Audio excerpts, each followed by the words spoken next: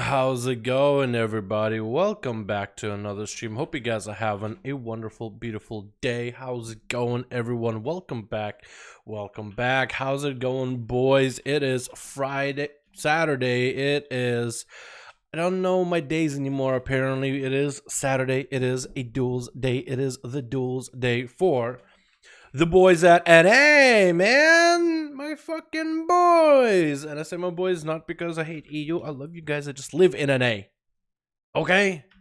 I'm gonna be representing my region, dudes. My people, man. Dude, these are the boys, man. Saturdays are for the boys. But all you EU dudes, you guys are hanging out here too. You guys are the boys as well. It just doesn't work out because Fridays, picking up a day's hard. Monday's a much better day for EU. Saturday's a much better day for the NA. You don't want to be driving home from work on a Friday night, you know, just trying to rush just to get to those. But EU is already comfortable, chilling, hanging out, just doing their own thing. How's everybody doing? Let me get the music back up and running. Let's listen to that song we just listened to, dude. It has some really hard bass for it, with some dubsteppy garbage, which at that point, like, you just hear it everywhere. I call it garbage, but in the best way possible, you know what I mean? That's some Skrillex kind of dookie that I used to be not a fan of. But everybody listened to dubstep at one point, right? How's everybody doing, the boys? How's everybody doing? Let me make a post real quick on live. What do we got in chat? We got ourselves Lucas. How you doing, man? We got ourselves Nick Pop. We got Elton. We got Cam. We got Jake. We got Nyla. We got ourselves Marius. We got VQ. We got ourselves Elton. Sanix. We got ourselves Cam. How you boys doing? Welcome back to another live stream, boys. Can I show you something real quick? Can I show you something real quickly?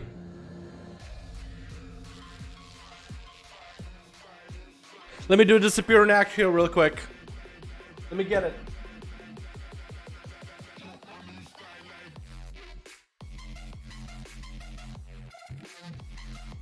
Okay, we're back. I should have kept that on my bed. I just thought about it.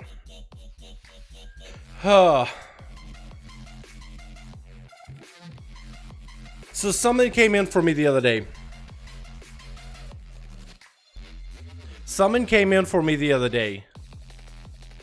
I wonder what it could be.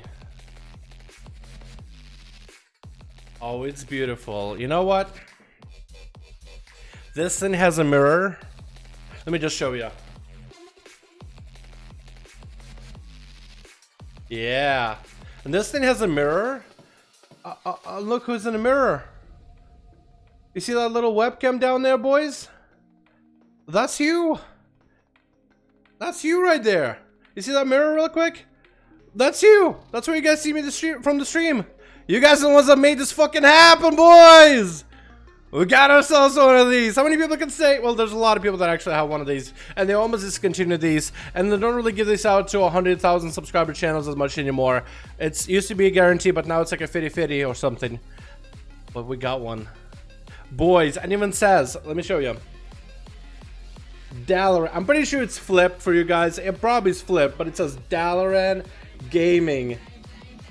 for passing 100,000 subscribers from YouTube. It's metal, and it's actually quite good quality too. The silver play button. You guys made this happen. Fucking love you, boys. We fucking did it, boys. YouTube recognized us. They know what we're doing over here. They thought we were worthy enough to receive one of those things, because they don't give them out anymore, apparently. Not as often. They got it. It's they hand select apparently for 100,000 subscribers. Because at first I got my first we got 100,000 subscribers. It was like, okay, how do I redeem it? How do I get it? And I did research, and apparently it's not a guarantee. Not anymore. Back in the day when 100,000 subscribers was like, you know, a million. There was like three channels with 1 million subscribers. That's when 100,000 was huge, dude. But now with 100,000, a lot more people can get it. So honestly, it just makes it so much more, so much sweeter. Seriously, boys. I know Thanksgiving is over, but thank you so much for making this amazing fucking community. Couldn't do that without you. Alrighty, not gonna get all mamby-pamby, not gonna get all teary-eyed today. We got some motherfucking duels to get into. Boys, let's go. I'm just making a post right now on YouTube, just to get more people in here, just so everybody knows the duels are happening.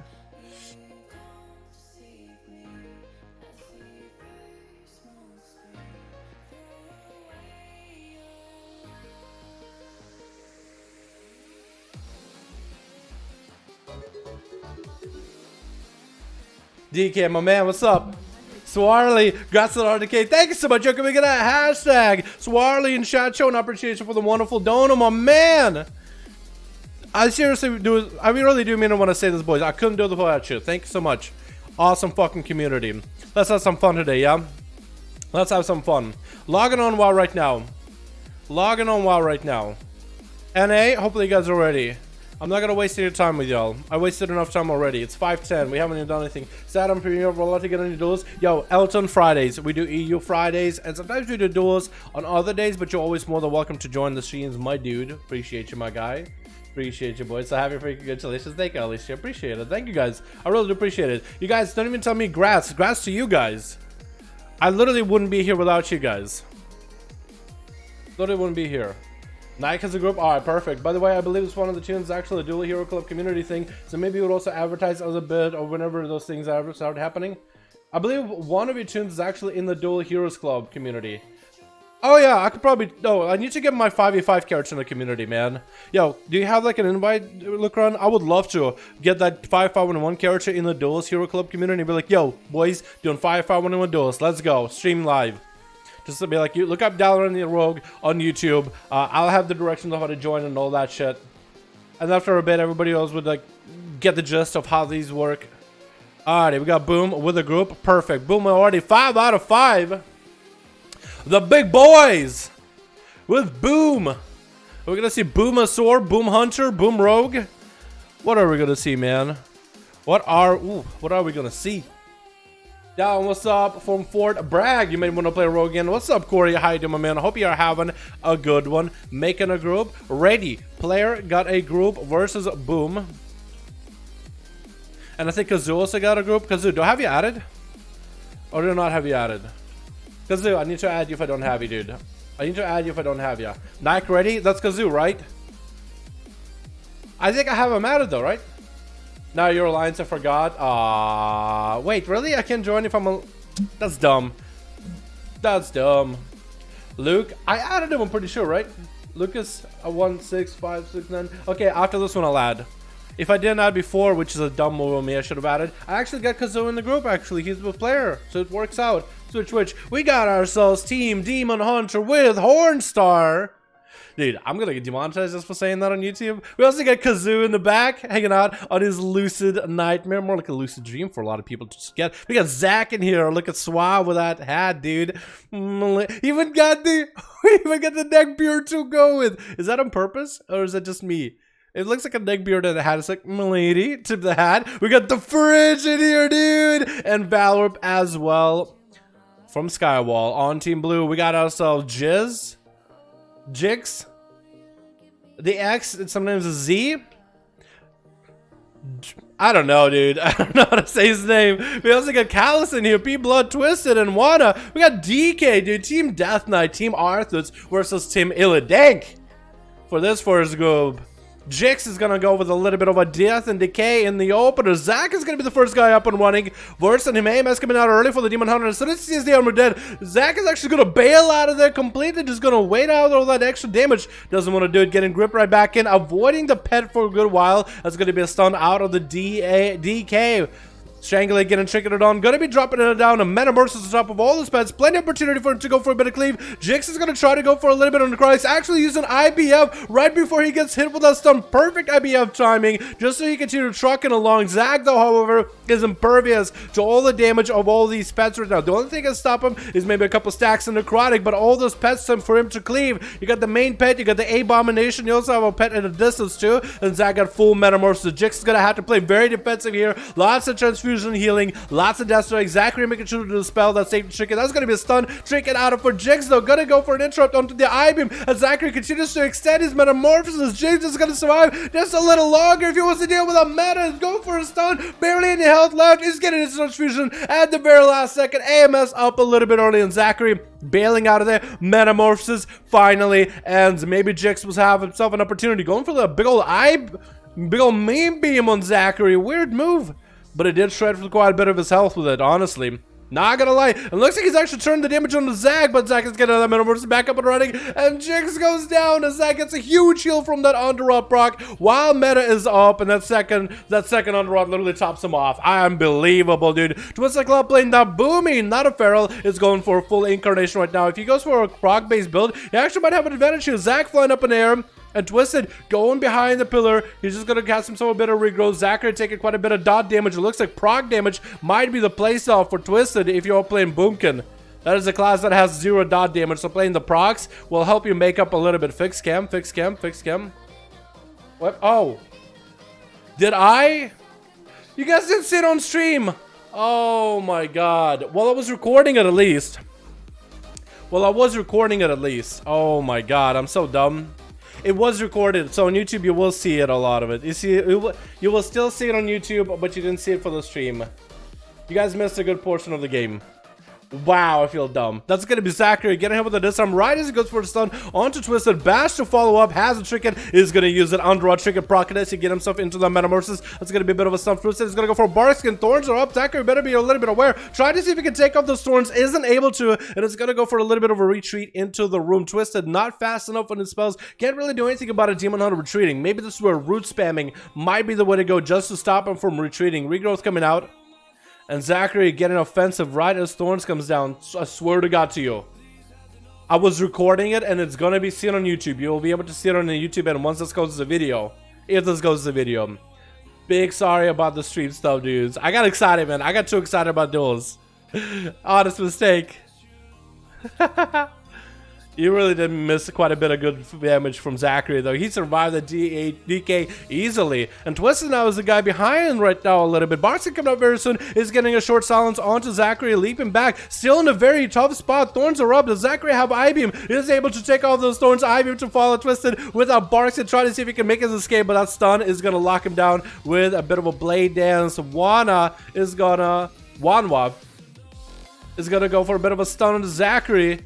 He's going to follow up with a stun of his own. IBF coming out. Zachary actually flying up in the air. Going to be actually A-OK AMS for Wanwa as he's exhausting every defensive in the world. IBF and AMS down. Zachary, next time he gets a full Metamorphosis, which he might actually have up very, very soon here, is going to actually be able to truck down Wanwa as the army of the dead. Going to be making their appearance right now. Is going to go for a bit of a death back. Necrotic in a portion of his health. Not going to be able to catch up on heals. And Zachary is taking advantage of opportunity, making sure to exploit that advantage for a short moment. Wanwa not using Crucible offensively, using it fully defensively just to make sure he's getting himself fully set up here.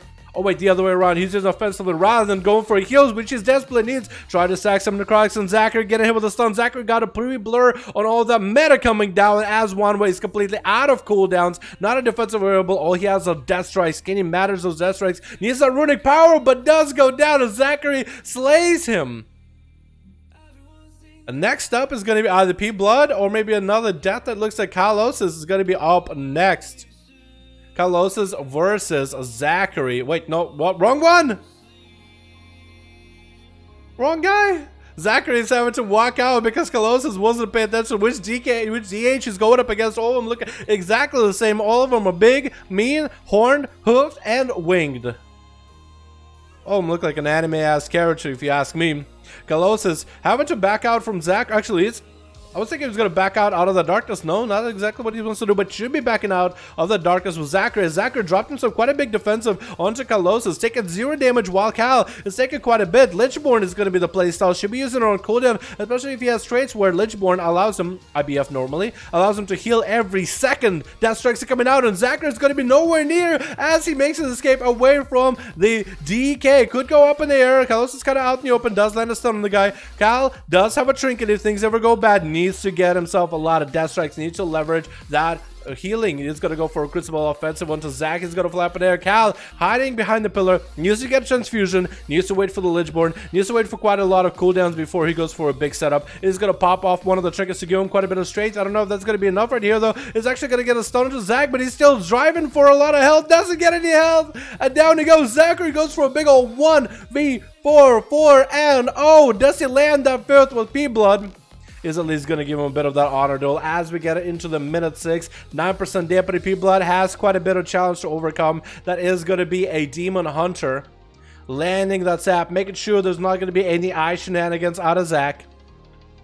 And it's going to open up as a sub-rogue with a cheap shot. That's going to be quite a bit of burst. Zachary does not have a trinket, no blur available. P-Blood, if he has the burst right now, could maybe go for a big old all-in-oh. Zachary does get to sneak in. A blade dance in between of it is going to get himself the I-beam rolling for that metamorphosis. Third cheap shot, fully DR'd. Zachary is fairly low on health. Trinket should be coming up in 30 seconds. Is he going to go for a bit of damage? He is going to go for a little bit of damage to the P-Blood. Get hit with a Maledict and actually going to bail away from the Mali, dispelling himself from that Maledict by reversing damage.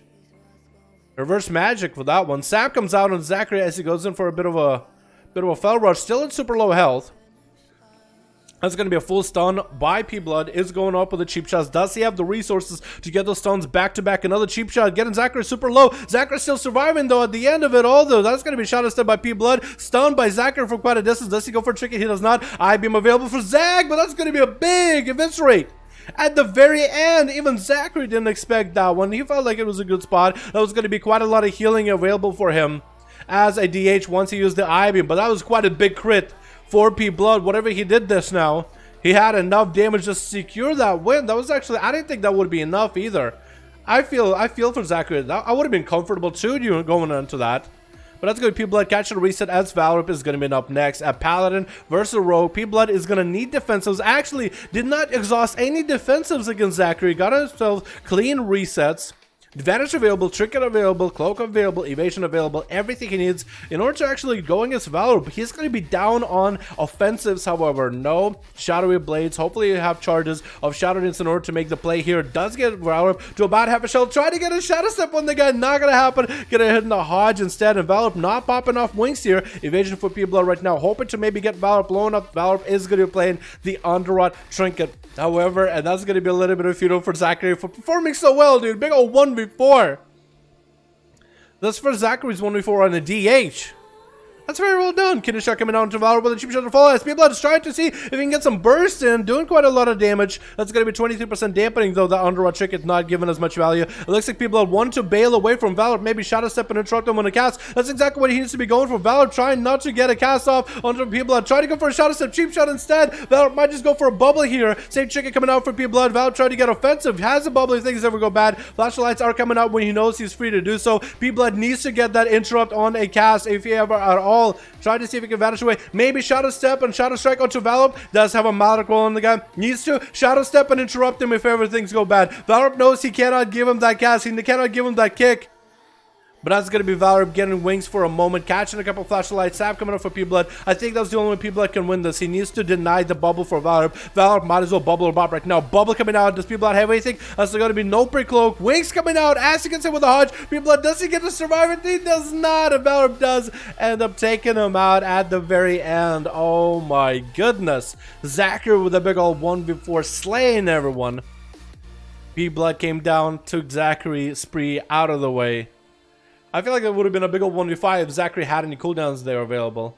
Either way, very well played, man. Very well played, honestly. Boris got a group? Alright, we can get Boris in here too. Hey, what's up, man? How you doing, dude? You got a group? Full group? Perfect. Let's go. Cat is playing Overwatch. Where's Chill Pills?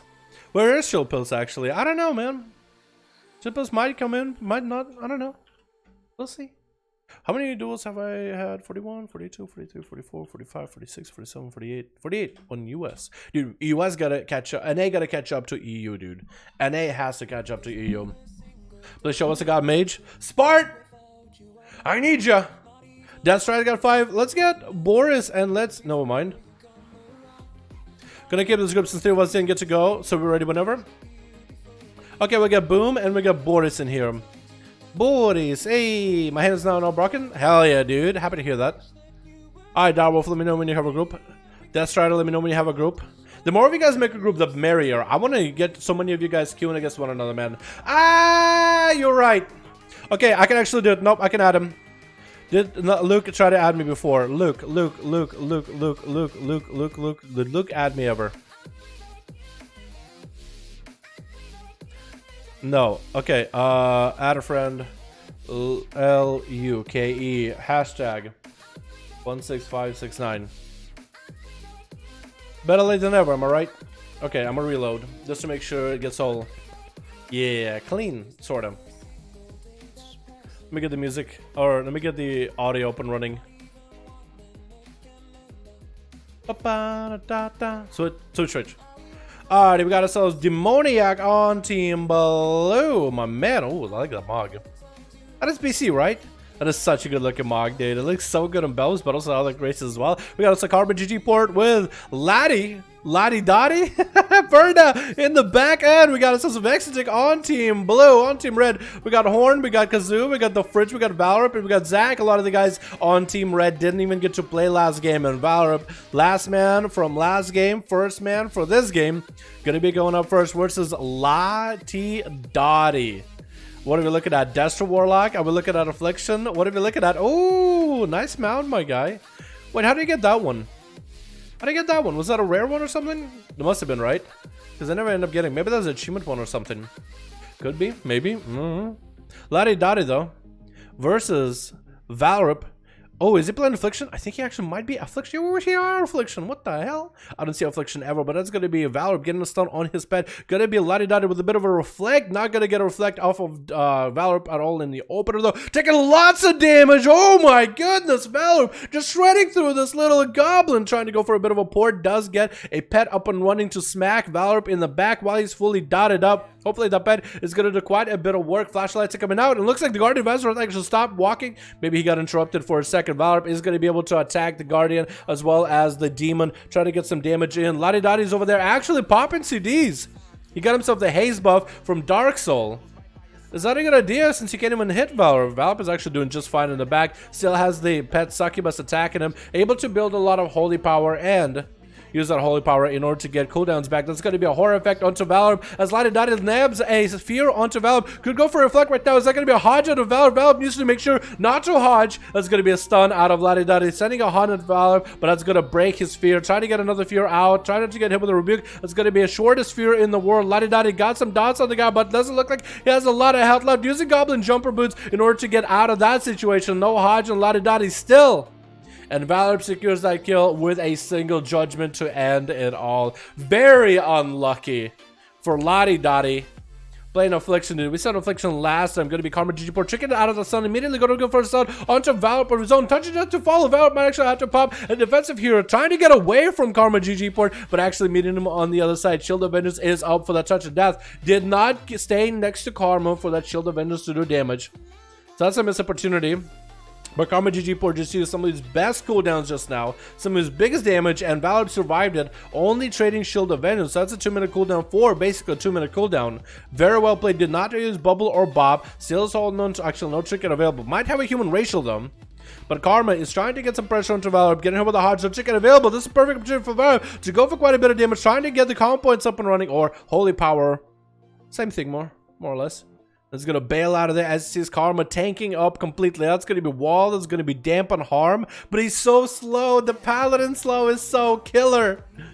Is going to let an in cap. But right now, Karma GG Port has been a little bit behind on damage. He's still holding his ace in the hole, which is going to be Karma. Valorant still holding on to Bubble and Bob. So that's 2 aces, dude. You can just count how many aces each one of them have, but Valorant needs to get some sustained pressure, maybe some Hodge burst pressure onto Karma G-port, get hit with a disarm, maybe was going to follow up some damage, is getting wings up and running, preparing the swings, trying to get some damage going onto Karma G-port. It's going to be execution sentence and everything, big damage, and Karma to the last set. Oh my god, Valorant almost obliterated Karma G-port. It's a great thing the guy was spamming Karma, but didn't even matter. The bop eliminating the Karma, and Karma should have been out of there, man. Karma is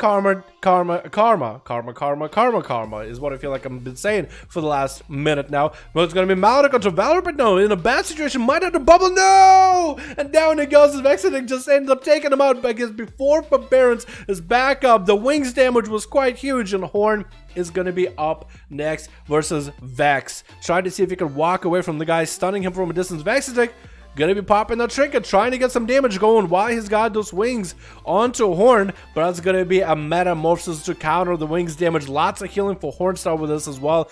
Vex is safe to trinket proccing right here, so he's in a bad spot right now. Might have to bubble or bob sometime soon. It looks like Vex is actually trying to play defensive, trying not to use his cooldowns just yet, trying to get away from the Demon Hunter for the time being.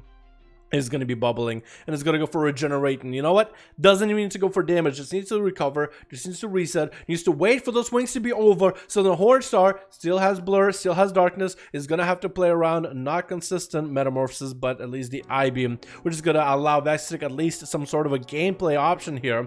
4 minutes in, boys. Almost 5. Going to start seeing dampening very, very soon. But Vexedic and Valorp already scoring 1 kill. Actually, Valorp scoring 2 kills. Never mind, I missed out on that one. Vex is trying to draw the game a little bit longer, and Horn is not going to have Metamorphosis for much longer at all. And there it goes.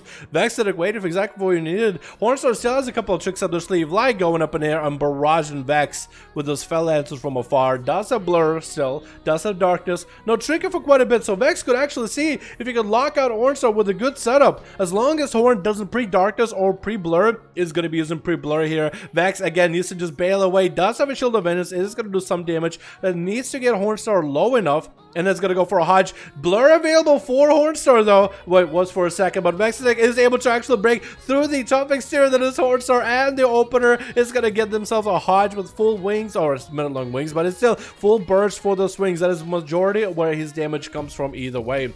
I-beam coming out for Horn. Going to be a Maledict out of Vexedic though, so it's going to put pressure on the Demon Hunter. Vex could actually continue the trade here, but Horn is going to pop every defensive possible. Going to use Crucible for a heal. The Underrod Chicken is going to proc, literally heal through all of that Maledict, and still has plenty of health to keep trucking along. Vex popping wings of his own. Should be full wings here. Going to be checking out Hornstar. Is going to be able to bail out away from all that damage. Vex using the Crucible if he can't go offensive. Going to use it to heal himself. Expecting a longer game, 6 minutes in. Bob coming out for Vex though, but a safety trinket as well. Horn can only dispel one of those abilities, and he ends up getting neither one of them. As a safety trinket and Bop.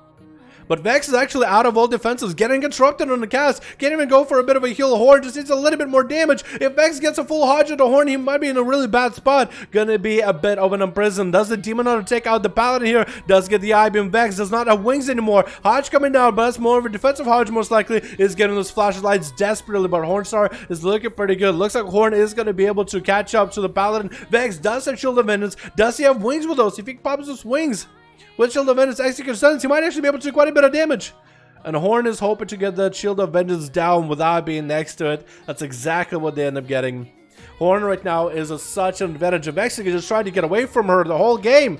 Trying to do what he can, but not a lot left in this tank. And this man should be going down, maybe going down. Hodge on the Hornstar, wait, could he turn around? Could that be wings right here? Doesn't have wings, trying to continue fighting along. Hornstar with a Blade Dancer, down Vex goes. If only he had some cooldown there, dude. Hodge, wings, huge damage, that would have been it. Demoniac as an assassination rogue, gonna get a full stun onto Horn. No trinket available. Actually gonna be DR'd kidney shots. It's not gonna be guaranteed. Does pop an evasion out of it. And Horn is gonna get hit with a Maledict. Try to see if he can maybe outlive the rogue. Does imprison him for a second, but does break down prison as well. Darkness coming down. Is that darkness gonna be enough? I-beam to follow. Might be able to actually continue living. And that's going to be Vendetta onto Horn. Look at the healing recovery he's able to do. Just in darkness alone, turning the damage around onto Demoniac, nabbing a heal in between. And with that, Metamorphosis doing quite a lot of healing, even at 18% dampening, almost fully recovered. Lived through the Vendetta of Demoniac. Darkness played a huge part in that. Just got so lucky as Darkness is an RNG element to it. I think it's 20% absorb, but 50% if you end up on talenting into it through honor talents. But that's going to be a Hornstar straight getting used up right here. Demonic just trying to make sure the dots, the poisons are on him, and is going to go for a reset himself. Hornstar is quite a good position away, actually. Can use Crucible, and is using Crucible defensively. All that dot damage into Hornstar is actually helping him because that is a chance for Entourage Trinket to proc. And Hornstar does not have Spectral Sight. Used Blade Dance a little bit early. Sees where Demoniac is at. Who's going to get the sap? Who's going to get imprisoned? And Demoniac does land it. Using Sprint for it though. Or Shadow Step. And that's going to be a Kidney Shot. Trinket available for Hornstar. Uses Trinket immediately. Try not to let the dots really do a lot to him. Stun onto Demoniac. Not force the Trinket out of this rogue. Double stun forward onto Demoniac. Blind onto Hornstar. Forgot that the rogue has a blind. I think. I almost feel like you shouldn't be able to blind Demon Hunter just because, you know, they're blind already. That should be like a passive or something, but that'll be busted for PvP. Cheap shot into a Kidney Shot for Demoniac. I see he's going to go for a bit of a, just a very easy, very light play onto Hornstar. Even Shadow Step and passive, just dancing around the Demon Hunter. He better be very careful against her damage. I-Beam coming out for Horn. Color coming out for Demoniac. Just not taking any of that chaos damage. Doesn't want to take any. That's going to be another set of Vendetta for him. Does he get another Kidney Shot onto Horn? Getting hit with an Imprison for just a second. Horn could have some dots rolling. Is going for a Metamorphosis as they're sitting with a Maledict too. Wait, did it dodge the Maledict? He might have Metamorphosis and dodged the Maledict. That would be insane if that's exactly what happened. Get interrupted on I-Beam, but that blur is going to keep him alive. Demoniac with an evasion. That's all he really has left to go right now. Honestly, if he can just outlive that evasion, that could be good enough. Stunning Demoniac, ignoring that evasion for a little bit. Demoniac catching that advantage, but Horn should be looking out for him. Does he have Spectral Sight? Hopefully he does. Should see where the rogue is at. Does see him for just a second. If he's able to at least hit him with a glaive or anything just to keep him in combat, that should be enough. Demoniac playing very defensive, getting quite a big Crucible at a 10-minute mark. So it's 30% dampening, but he's getting quite a huge heal out of it regardless. Try to see if he can catch himself a reset. Hornstar does have Immolation Aura rolling. If he's just able to tag Demoniac with that Immolation Aura, that'll put him in combat. And that'll do the trick. Still unable to catch up to the rogue. And might as well save any of those fell rushes. He literally could have fell rushed in a random direction. And he might have had like, what, 20% chance maybe to hit Demoniac? Maybe even 15? But Demoniac does not want to go down to the DH. Is willing to prolong the game a little bit longer. Landing a Kidney Shot. Not going to have Vendetta this time. Out of defenses completely. So he might just have to play a long game. That's going to be a stun to Demoniac. Trinket's still available. If things ever go bad, unless he's playing Relentless, try to see if he can dance around Hornstar again. With a Shadow Step, throwing a couple Poison Knives here and there. Blind onto Horn. Does have a Trinket for this one though. And Demoniac using one of the Crucibles as a defensive. Just trying to see if he can survive this. Horn landing a Blade Dance does nab Demoniac with an Imprison to follow. Short stun after. Just needs to get a little bit of damage. Maybe a dot. Mark for Death ready for Demoniac. Gets a Kidney Shot onto Hornstar. But is looking just to peel away. Throw in a couple Poison Knives to make sure the poisons are refreshed on Horn. And is going to use the Warlock Hellstone just to get himself a little bit extra healing. I forgot that the team has a Warlock Hellstone. No wonder he's so survivable. Cloak of Shadows comes off. Go then presses it as soon as it's available. But he is just, I feel like, trying to deny the inevitable. He does get a Trinket out of Horn. If he's able to get full burst with a Vendetta, if he has a Vendetta available, get it clipped by that Immolation Aura from the Demon Hunter. Trying to get away. How is he still alive? Hornstar just sees any small hit. As he gets evasion, he still does get nabbed by it at the end. And Perda is the last person standing. Are they playing Fire Mage? She must be. Missing the Dragon's Breath, which is going to put him behind. Landing the Polymorph onto Hornstar.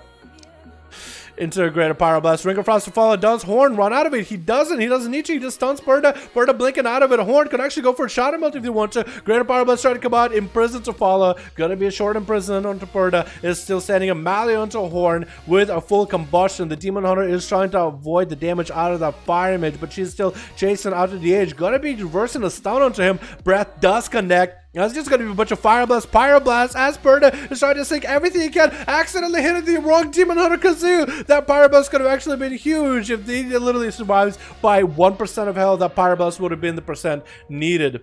And Perda flying, gonna go for a little bit of line of sight as Horn stuff flying up in the air. Doesn't want to take a lot of damage. Taking quite a lot of procs out of Horn. Has a procs of his own too. Ring of Frost getting set up a little bit early in case the Demon Hunter does walk up. Stone onto Perda as Horn is having to go the long way around just to catch up to the Mage. Was actually probably a good Ring of Frost then. Still trying to get this Pyro Blast in, but Perda does not have any health left. Short shield coming out of 49% dampening. Shield is heavily reduced. Needs to get a Meteor coming down. Is Horn gonna walk into? Nope. Just trying to see if he can zone out the DH. And then gonna hit him with a Nova. Might be enough damage here. Horn barely has any health. Does dip behind the pillar for a second. Walking on top of Meteors though. Barely any health left. Horn just needs to get a little bit extra health. Perda just needs to land up breath and get enough damage in. Stun coming out by Hornstar. Perda does have Ice Block if things go bad. Does Ice Block here. Hornstar does land the I-Beam. Should be very aware and scared of Perda's damage. He can get a couple Pyro Blasts, Fire Blasts in there. And that would be the end. Horn has a little bit of health. Getting right on top of Perda right as that Ice Block comes down. Stone onto Perda. He blinks away. Couple Fire Blasts. Fire Blasts is all he needs. Hornstar trying to see if he can get away. Does not get clipped by those Scorches. Metamorphosis on top of Perda. Might be enough damage. Missing the breath. And Orso actually does end up taking him out. Oh my goodness. 4 million damage for Horn. With only 3 kills. Demon Hunters, man. I'm surprised he survived. I'm surprised that Rogue survived as long as he did against Horn. Here we go. We got Death with 5. Direwolf. No getting luck with people. That's so good, my man. Lucas, hit me up real quick, my man. That was a good duel, boys. Let's get another one going, yeah? So Death Strider is ready. Who else is ready? Boys, they just get to play. Dalaran, please ban Spore Mods, it's too OP. I can't really ban it because if I just say, hey, Spore Mods are banned, people will still use it. People will still use it. That's the reality of things, my guy. That's the reality of things. You can't essentially ban an item.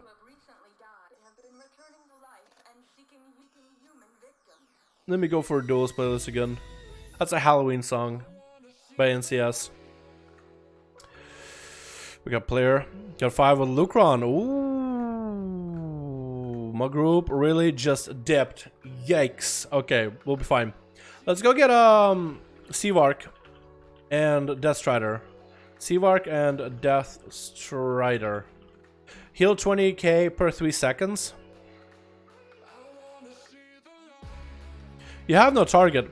DEATHSTRYDER and CVARK. Is one of you guys offline? I got 4, hold on. Is Seavark or Death Strider offline? Seavark online, Death Strider offline. Death Strider, I cannot get you in a group if you are offline.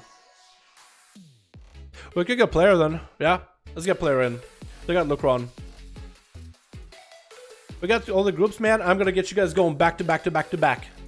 You guys better be ready. I'm gonna get as many of these going today, man. We're gonna do a bunch. I'm in a good fucking mood, boys. We're gonna do a bunch. Friday REU duels. Yep. Friday REU, Saturday RNA. Unless something comes up. Iceblock and the I-Beam was very timely.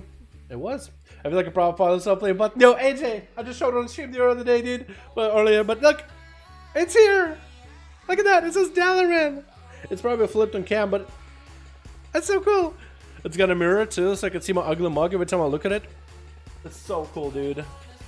It came with like a nice black box with YouTube on it. I was like, me?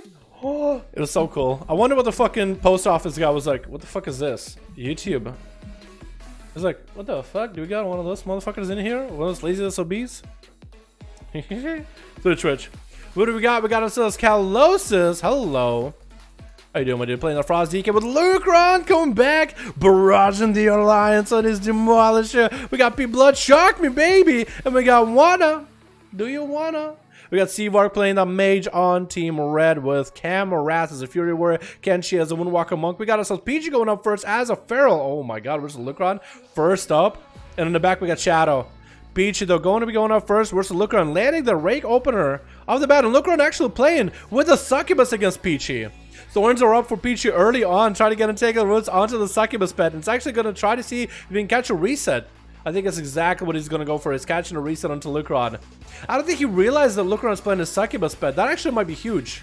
Is that a playstyle for Lucron? Is that something new? Dropping down Boskage Bombers, and Peachy actually not able to land that opener onto Lucron. Gonna go, I think, for a Shadow Mill for a second, just to see if he could dip away, or maybe Inkar and Restealth away from Lucron's Fear. Horror effect to follow, though, but that's gonna be Lucron barraging him with Shadow Bolts. That's gonna be Fear locking him out. So Lucron actually got Peachy locked out for a bit. Gonna get the pets up and running, and Peachy gonna go behind the pillar for just a second. Double Crucible onto Lucron as Elderas are up and running. Is gonna get a wall up and running with Summon Demon Tyrant. Does Lucron have a stun to follow? Peachy's out in the open. Is he gonna pop a wall here? It's gonna be Boskage Bombers dropping on Peachy with a Tyrant attacking him. Actually, I believe he's not even sacrificing the pets. I think he's actually keeping all the pets alive. Peachy popping his first wall with a bit of thorns against some of those pets. It's gonna be all the Succubus CC corruption going down, and Lucron is about half his health from all those dots. Normal wall available versus Peachy. The pets are doing quite a number. Bites are pretty big though.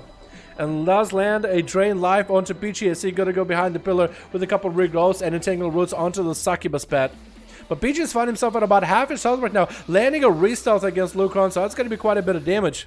Lucron hopefully has a horror effect. As long as he's able to get CC chains onto Peachy, he might be in a good spot. Drain life off of that Fear, catching quite a bit of health, and keeps the Succubus next to Peachy at all times in case he ever needs it. And Succubus should be able to keep slows onto Peachy, dropping down Boskage Bombers. Peachy actually backing away from those. Drain life coming out for Lucron, getting interrupted on it, but is still able to get those imps up and running. But that's going to be a bash out of Peachy with a Crucible to follow. Peachy found himself at about half his health, having to retreat a little bit. Lucron bleeding out right now. Crucible dotting him up. Not in a good spot right now, and last Crucible might be enough. Try to go for a Fear, but does go down. The build, I understand what kind of build he was going for. He was trying to increase the demonic shadow burn damage by running the Impet with an auto talent, but I don't think he's going to be able to against Peachy. I think a normal pet stun with the pet, with the stuns and CC chains, with the horror and fears would have been a better option, but against any other class that would have been good. Shock me, baby. Taking advantage of not letting Peachy reset as he's gonna dip behind this corner right here, forcing the Shaman to walk next to him. The Fire Elemental actually walks up next to the guy.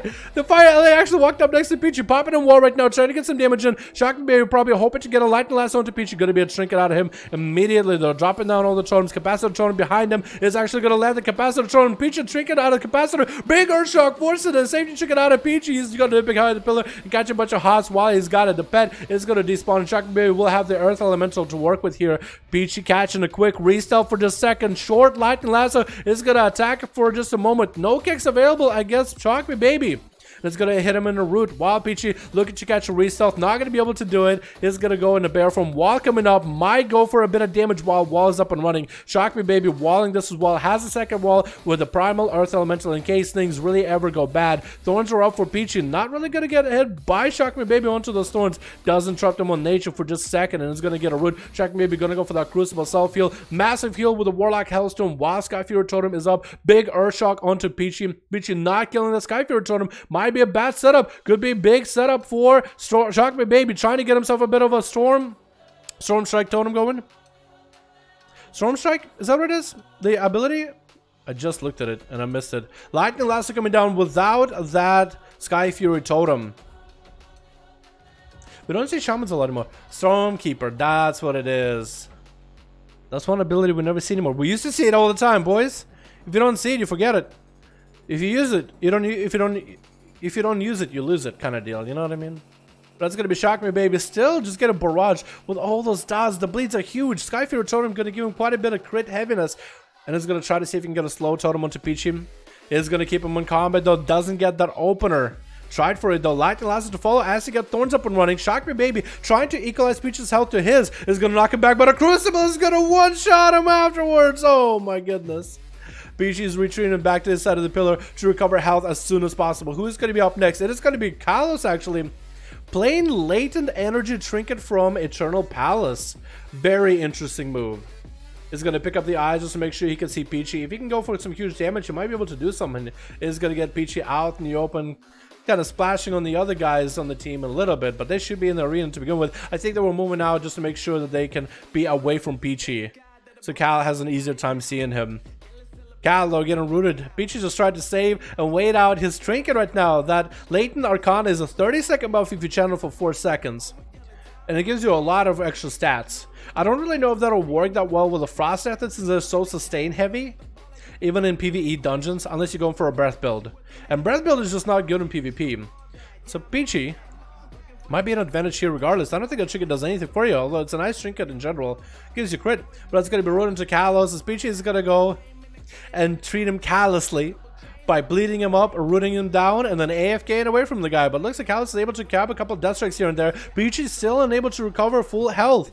So far, he's been pressured by Shock Me Baby, always dropped in health by Lucron, always sitting at lowish health, and now Kalos is doing quite a decent job.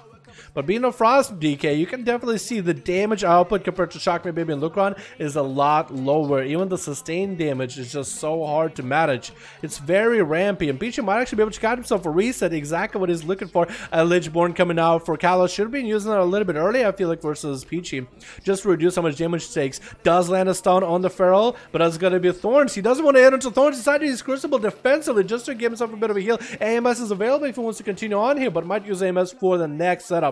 Has some cooldowns rolling, but Peachy is going to bail behind the pillar just in a moment. Try to use a bit of a travel form just to see if he can catch himself a reset. AMS available for Kalos, but that means Peachy is going to have Thorns for free next time around. If he can just survive until Thorns are up. Big bites coming on to Kalos. Needs to go for Death Strikes back to back. Crucibles are coming out. Doesn't even have AMS to deal with Crucibles either. That's going to be quite a lot of damage. Kalos does have Warlock Hellstone from Lucron. That's about all he's got. But the constant resets by Peachy are just insane. I don't think there's anything this guy can do unless you go for full transfusion death strikes. There's not a lot you can do. Peachy is just trying to walk around and change his playstyle on the fly. He's going from a bleed playstyle to a damage playstyle where he's shredding and where he's biting. He's just always staying flexible with it. In an arena where there's not a lot of pillars to really work with, so he's doing quite a good job. Gonna see a Lichborn coming out of Kalos. Looks like Peachy trying to continue the bleeds without bite and trying to go a little bit of a reset away from the guy. Gonna be a grip by the Death Knight, and Peachy power shifting immediately just to get behind the pillar. Kalos is taking more of that bleed damage right after, not letting Peachy get a reset. But Thorns are up. AMS is available for Kalos. Could use that AMS, and it's gonna go for those a bit of a transfusion. Needs to stop Peachy from running away. To get those Dread Strikes back to back, is able to get quite a bit of heal from it. But the Thorns are just prickling him back.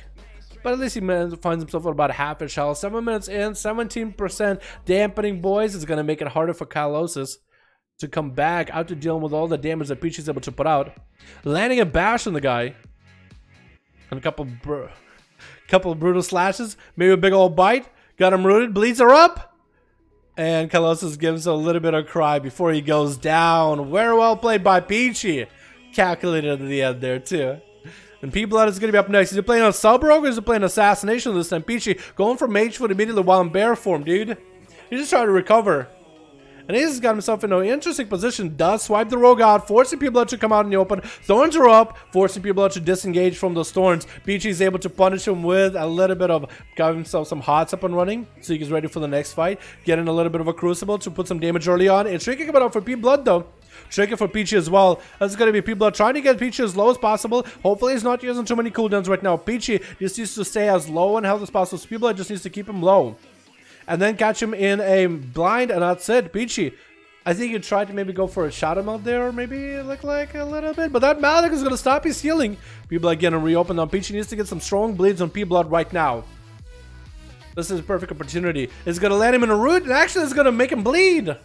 Peachy, though, needs to maintain their health. He's sitting at about half. If Blood can catch him in a stun at half health, especially out of bear form and out of any form, that's going to be bad. Blinds him. Blood, this is your opportunity, man. Shadow Blades are necessary. Everything is necessary. You got to get everything done right now. This is your opportunity. Nightblade available. Kidney shot. If this is your game to lose.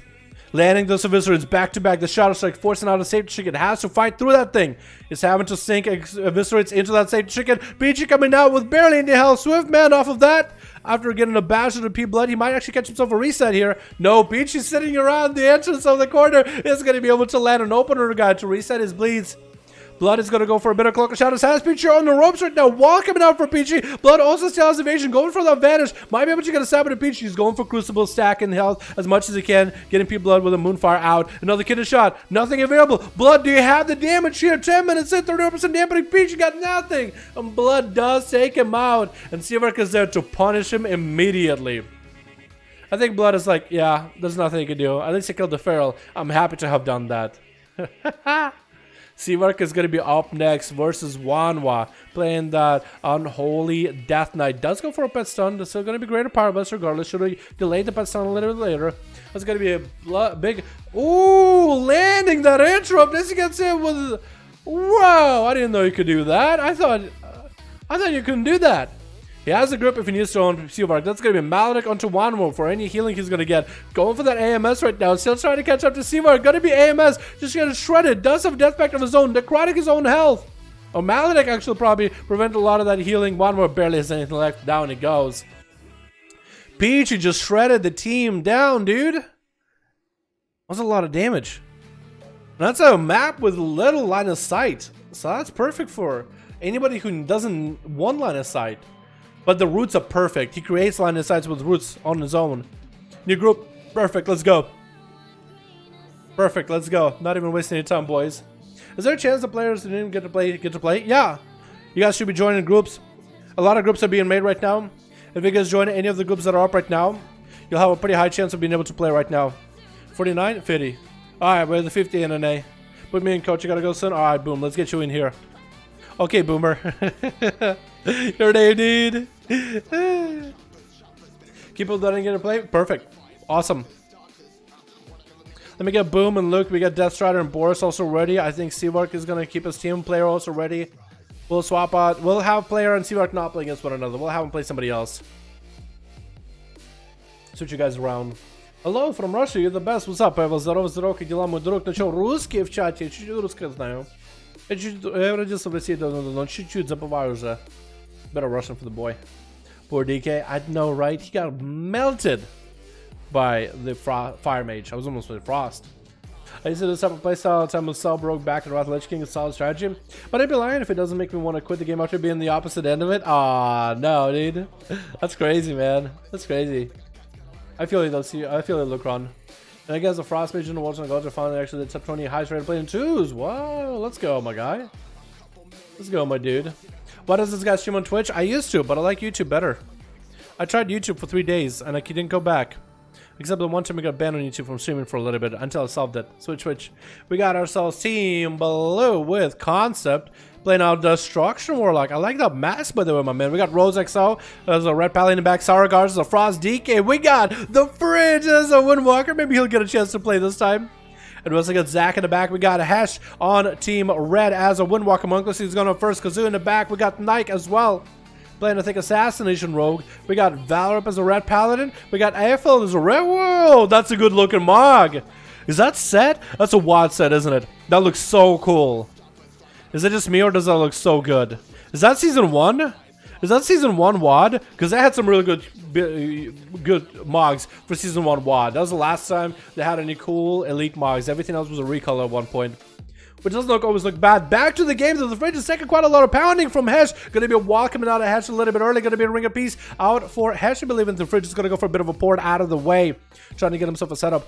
Getting out of the route immediately. They're going to get Hesh to wall. The Fridge still holding on to wall. Karma is still available. Fist of Fury for Fist of Fury. What happens when that goes on? That's going to be a knockback by Hesh onto the Fridge. Both of them are going to go for Verify. I've never seen Monks use the knockback. We're speaking about a knockback. Haymaker coming out for the Fridge as he's just trying to get himself a bit of a reset. Looks like Hesh might actually have a port back there. Might be able to port on top of the guy if he's not expecting it. Both of them got a port set up next to one another. The Fridge moving his port just a little bit. Does Hesh realize it? He puts a port right next to him. So Fridge is the one doing a bit of a running away. Hesh is the one doing the cat and mouse game. Ruin the Fridge down there for just a bit. Getting the images up and running. Touch of Death coming in. And Fridge is going to get a Ring of Peace rolling right now. Might have to reverse the Touch of Death damage. But that's going to be huge. Wait, Touch of Death. There he goes. He did live a lot of that damage out. Hesh going for a port. Stun onto the Fridge. Could that be the end right here? Whirling Dragon Punch to fall. Does the Fridge have anything? Karma needs to come out. Gets a stun onto Hesh and a port away. The Fridge barely surviving it. Still just got to get himself quite a bit of Vilifies, man. Fist of Fury to follow. Does land it first into Hesh. Hesh wants to get a Fist of Fury of his own rolling afterwards. Whirling Dragon Punch to go for the Fridge using that Karma. And Hesh is going to go diffuse magic onto that Karma. Perfect opportunity for Fridge to at least get a bit of a reset with a bit of health. Might be able to get some of that Karma damage. Trying to get a Touch of Death onto Hesh. Some of that Karma damage is going to go back on him. But that Ring of Peace is going to separate these two for a moment. Touch of Death ticking down. But it still looks like the Fridge is a little bit ahead on defenses. Finally using his wall right now. Hesh is going to use a wall of his own soon here. Has it back up at least. Hesh at half health. But with these two monks, it looks like the Fridge is the last one to use his cooldowns. That means Hesh should have his defenses or offensives available sometime soon. In cap it to the Fridge just to stop him from healing for a second. It's going to be a cat and mouse game with these monks right now, dude. Roll for roll, dragon kick for dragon kick, fist of fury for fist of fury. Pairing one of those attacks, just countering each other. Leg sweep coming out from the Fridge. Does he have enough damage to turn this around onto Hesh? That's going to be a karma out of Hesh the monk, trying to min-max the damage offensive while he got the karma on the Fridge, and Fridge is going to go for a bit of a heal. Does go for diffuse magic, trying to reduce the amount of damage that karma is doing to him. Ring of Peace is going to boop him back. Fist of Fury for Fist of Fury, locked in fists. And the Fridge is going to try to use mobility just to get out of that situation a little bit. Has a port, no, doesn't have a port for a bit. Wall available for Hesh, if anything. So Hesh does have a defensive advantage here with a wall. Using it right now. The Fridge using Ring of Peace to try to get that little monk out of here. The Incap does stop him for just a second. Boarding back on top of him. The Fridge needs to get a little bit of heals, but Hesh does take him out at the end. Just had a little bit of a defensive advantage there. Use the cooldowns early, so you would think he would have a disadvantage by using cooldowns early. But he used the cooldowns early enough where he will get him back up again. So while the Fridge got to use a wall once in a duel, Hesh was able to use them twice. Very well done by both of these monks regardless. Hesh coming out on top for Team Red. Sargon is getting a stun onto Hesh, and he goes for a human racial trinket? Really? While Sargon was down on the ground? That might have been actually advantageous for Sargars. He kind of used his stun in a weird way, but Hesh used the trinket just now. Next setup, he might not have it. Sargars taking a big touch of death damage right now. Drop it to half a shot. Then just about to take down on him. Still able to get a death strike or two, especially off of these pets while he got himself Lichborn up and running. So next time Sargars got any big damage, Breath playstyle by Sargars. Death back just to get himself a health pool going. Doesn't have enough runic power to continue breathing though, so he didn't set it up. But he's going to get a short stun onto Hesh with a transfusion to follow. With this where Remorseless Winter needs to make a huge play. He can land those stuns onto Hesh. Actually can go double stun on the guy if he has a lot of haste. So next time he gets a burst, you can actually go for a double stun with Remorseless Winter if he's able to stack it up fast enough. Short stun onto Hesh. But it's not like he was really worried that it was super DR. Fist of Fury firing back at Sargars, locking him out for a bit. And Sargars needs to get himself more healing, more Remorseless Winter. He needs to min-max Remorseless Winter if he wants to take Hesh down, as Hesh is just unloading damage into the guy. Very sustained heavy playstyle for both of them. But Sargars is falling behind with every Fist of Fury. AMS coming in, but not a lot he can do against his fists. Those fists are not magic, they're real. You can't AMS those. Did Hesh get clipped? He didn't get clipped, almost, he got clipped, I think. Immolate? No, it actually just was right out of Immolate. The Concept had a little bit of a hard time landing that hit. It looked like he's trying to maybe get a slow. It looked like he was trying to go with a second CC. I don't know if it's interrupted or not. But Edge just trying to stay away from the guy. Just LOSing as best as he can. Dragon kicking to the Warlock as best as he can. That's going to be a succubus CC as he goes for a bit of a leg sweep. Perfect counter to stop his damage. And it's going to be a bit of a fear setup for Concept as he's able to finally get some damage up and running. A couple of sooner just to get a soul shard or two rolling into a horror effect onto Hesh. Maybe a fear to fall, but it's going to be super DR. Dropping down a big infernal. Is he going to get interrupted? Getting kicked on a conflict on a Chaos Bolt. Did it conflict prior to it? If he conflagrated prior, he might have been in a good spot. Hesh is going to back up with an Infernal, beating him up. Cataclysm forcing Hesh back out in the open. Conflag, putting him out in the open too. Ring of Peace going to boop him out of the way, not letting him finish off the cast of a Fear. And it's going to be a succubus CC breaking with the Infernal being nearby. Fear to follow onto Hesh. Does disrupt the Fist of Fury. That's going to be first Chaos Bolt out of Concept. First Chaos Bolt while Inferno's up, but also first Chaos Bolt in general. And Hesh going to force a wall out of Concept as he wanted to get more Chaos Bolts up. In cap to interrupt him in place, and Hesh does pour it away. A lot of the Warlock's burst is literally out of the window now, which is going to be a little bit rough for Concept at this point. Does still have plenty of CC. Chaos Bolt is still going to smack Hesh, but it's not going to be beefy like he wanted it to be. And that's going to be a nice setup with a succubus CC as Hesh tries to go for damage. Shadow Fury to follow. Should probably follow up some damage after that Shadow Fury. Conflag, maybe a Chaos Bolt to follow. Does land Immolate. No, Ring of Peace disrupting it. Hesh doesn't want to take any damage from Concept, whether it is an Immolate or whatnot. Still hitting a Chaos Bolt to the face. Concept might still have Dark Soul available for him in order to get some damage out onto Hesh. Fist of Fury locking down the Warlock, but he's going to get a port out of there. And Concept just needs to wait a little bit until he can get CC chains back onto Hesh. Hesh still holding on to a trinket, so he's doing just fine. Underrod doing quite a bit of healing, does force out a proc for Concept, as he's going to go for a bit of damage, getting interrupted on the Casbolt, locked out from all the spells completely. Fist of Fury locking him down with a Horror Effect Fury to follow. Doesn't get a trinket out of Hesh, maybe going to be a Casbolt, beefy one onto Hesh, is going to get himself diffuse magic immediately. Into an in-cap onto Concept, holding him in place, trying to get away from the Fear, no still eating the Fear. Couple incinerates for free for Concept, not gonna land that Casbolt. Could that be enough damage for Hesh in this lockdown with a leg sweep? Save the trinket, saving Concept for just a moment. Another Casbolt trying to get in the face, but it looks like Hesh didn't sit that second of seduction for long. Ring a piece to boop the Warlock as well as the pet away. Stun coming down by the Warlock, trinket for Hesh without human racial, and does get a Whirling Dragon Punch down onto the Warlock. That's next up. Is it Zachary? Like the whole sleeping dude. They're sleeping. They be sleeping, or is it Rose? It looks like it should be Zachary, because Rose just AFK, but maybe Zachary's AFK too. What if you guys gotta go? 8 minutes in. Looks like it is gonna be Zachary versus Hesh. Let's try to make sure he gets himself set up ahead of time, dude. Who is Hesh, man? Fist of Fury onto Zachary before he even looks at the guy. Response on Zwen. What is that, dude? He's just super hyper, like, defensive. Walks out first thing, Fist of Fury. That is not how you make first impressions with neighbors. Come on, Hesh. You know this. Wall for Hesh as he's trying to maybe get offensive with Zachary. Doesn't cap him in place. It's going to be touching death for trying to see if he can force a trick out of Zachary. Zachary does go for a trick at the very end. Getting interrupted with I-Beam. Could go for a Shadow Meld. No, going to fly up in the air. Going to hit the full touch of death. Does not have line of sight of the monk. The touch of death did do a little bit of damage, but not as much. He had blur up and running, so that reduced it quite a bit. Wait. Did Rose leave? Did he DC? Hopefully he DC'd, not left. Hopefully he's coming back. Assassin's gonna go for a little bit of a runaway. Zachary got an underrun trinket up and running. Stun onto Hesh with a Metamorphosis to follow. Hesh is gonna be popping that diffuse magic immediately. Actually canceling out the own Fist of Fury just to interrupt Zachary on the I-Beam with a Karma to follow. Zachary needs to get away from Hesh immediately. Dropping out Darkness. Vivify's coming out for Hesh. Does Zachary have an interrupt for it? He could interrupt from a distance. He could just stop the healing if he has the interrupt available, which I guess he didn't. But Karma is down. Zachary can finally go all out onto Hesh as long as he's not getting locked out on the Fist of Fury. Short stun onto Hesh ends up taking him out. And where did the Pala go? Hello? Rose XO? I was just a big old 1v4 for the monk. Did he leave? Did he not want to fight him? Did he think he couldn't do it? AFK probably? Probably. Because usually he's not the guy, kind of guy to AFK. Can we get another one? For Lucas, I'm going to get some different groups, boys. I'm going to get some different groups, boys. We got Death Strider with his group. He's got to reverse somebody. And Boris got a group. Yeah, let's do that.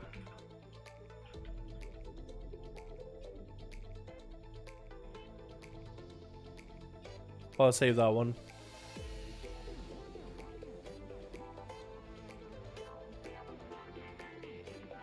Dude, how to join a group? Yo, you go to LFG, go custom PvP for the PvP tab. And when you search up for groups, just type in 5 in the search bar at the top and hit enter. You'll find a group of 5 5V5 1v1 Duels on the NA for Alliance or Horde. Usually there's a couple of groups up and running on both factions, so as long as you're looking them up, man.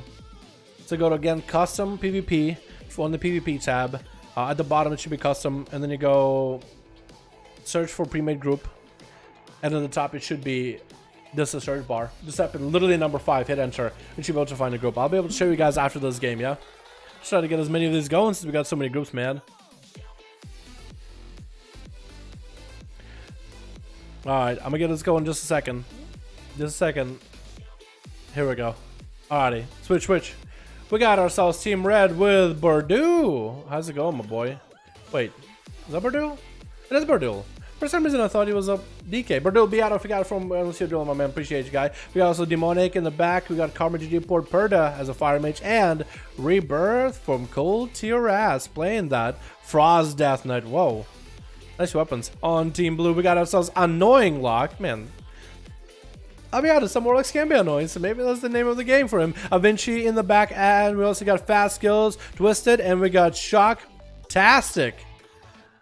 Shocktastic versus Demoniac. Getting knocked back is going to get a Shadow Step rolling right after playing that Assassination. Light allows it to follow as a Maledict is rolling to Shocktastic. Trying to see if he can equalize the help. The Demoniac does get about 40-ish, 30-ish% damage on him, but that's going to be Shocktastic in quite a bad situation. Could be an interrupt or could be a trinket out. Demoniac actually looks like Shocktastic, one of his abilities, broke that Hex a little bit early. Demoniac just waited there patiently. Going to be a Cloak of Shadows for Demoniac, getting the kidney shot onto Shocktastic. He barely has any health. He does have at least some survivability here. Trying to get a Stormkeeper up and running. Trying not to get interrupted on a Stormkeeper. Could go for a big setup. The safety chicken coming down. Demoniac does not have a Cloak of Shadows anymore. Vanish coming out as he's going for a bit of a zap up. Demoniac does land like a road. Does Shocktastic get him some maybe a big old Earth Shock onto Demoniac? Lightning Lasso does he end him here? Safety chicken coming out. Does Shocktastic have any more damage afterwards? Shadow Step coming out for Demoniac. Earth Shock though to fall, and Demoniac does end up taking out the Shaman. He just got himself in a bad situation.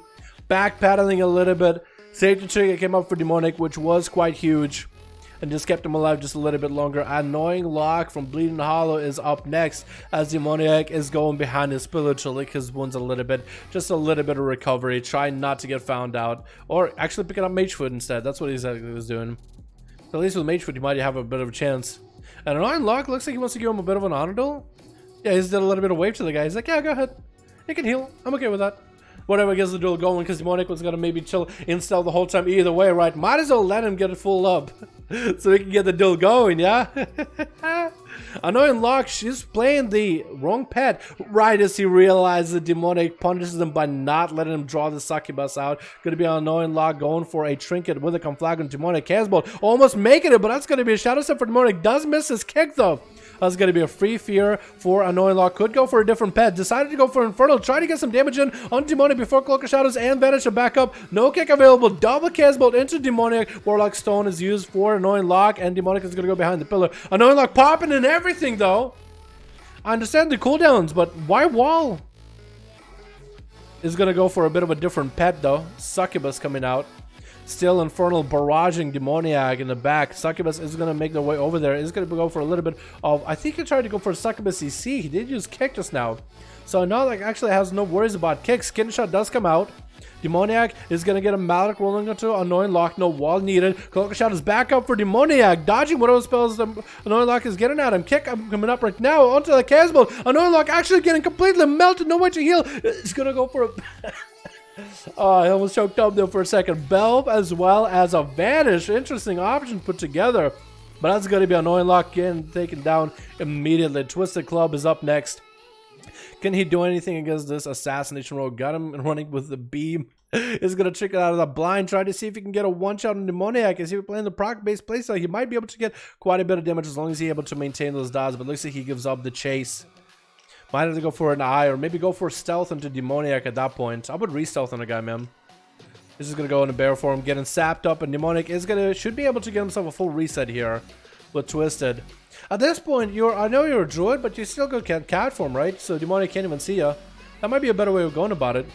Or maybe he's just fine letting the rogue get the opener. Bash coming out on Demoniac immediately, allowing Twisted to at least get all his dots up and running. Is going to get a Star Surge flying. Barson coming out as he gets hit with a kidney shot though.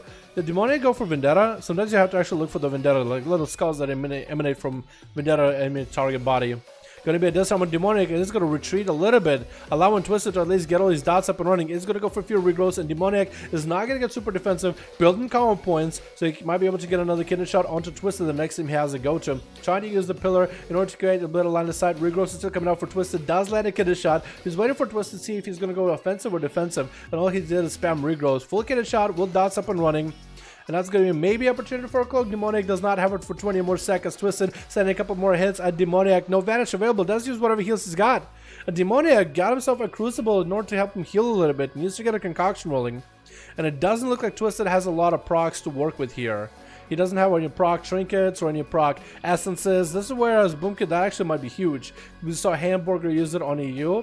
Even though he went up against a Fire Mage and basically got one shot before we got to see the full value of that damage. He really did have the Mage on the ropes at least. The Boomkins don't have any value damage in terms of sustain. They only have Incarnation, so whatever helps him do a little bit more sustained damage will definitely help him out.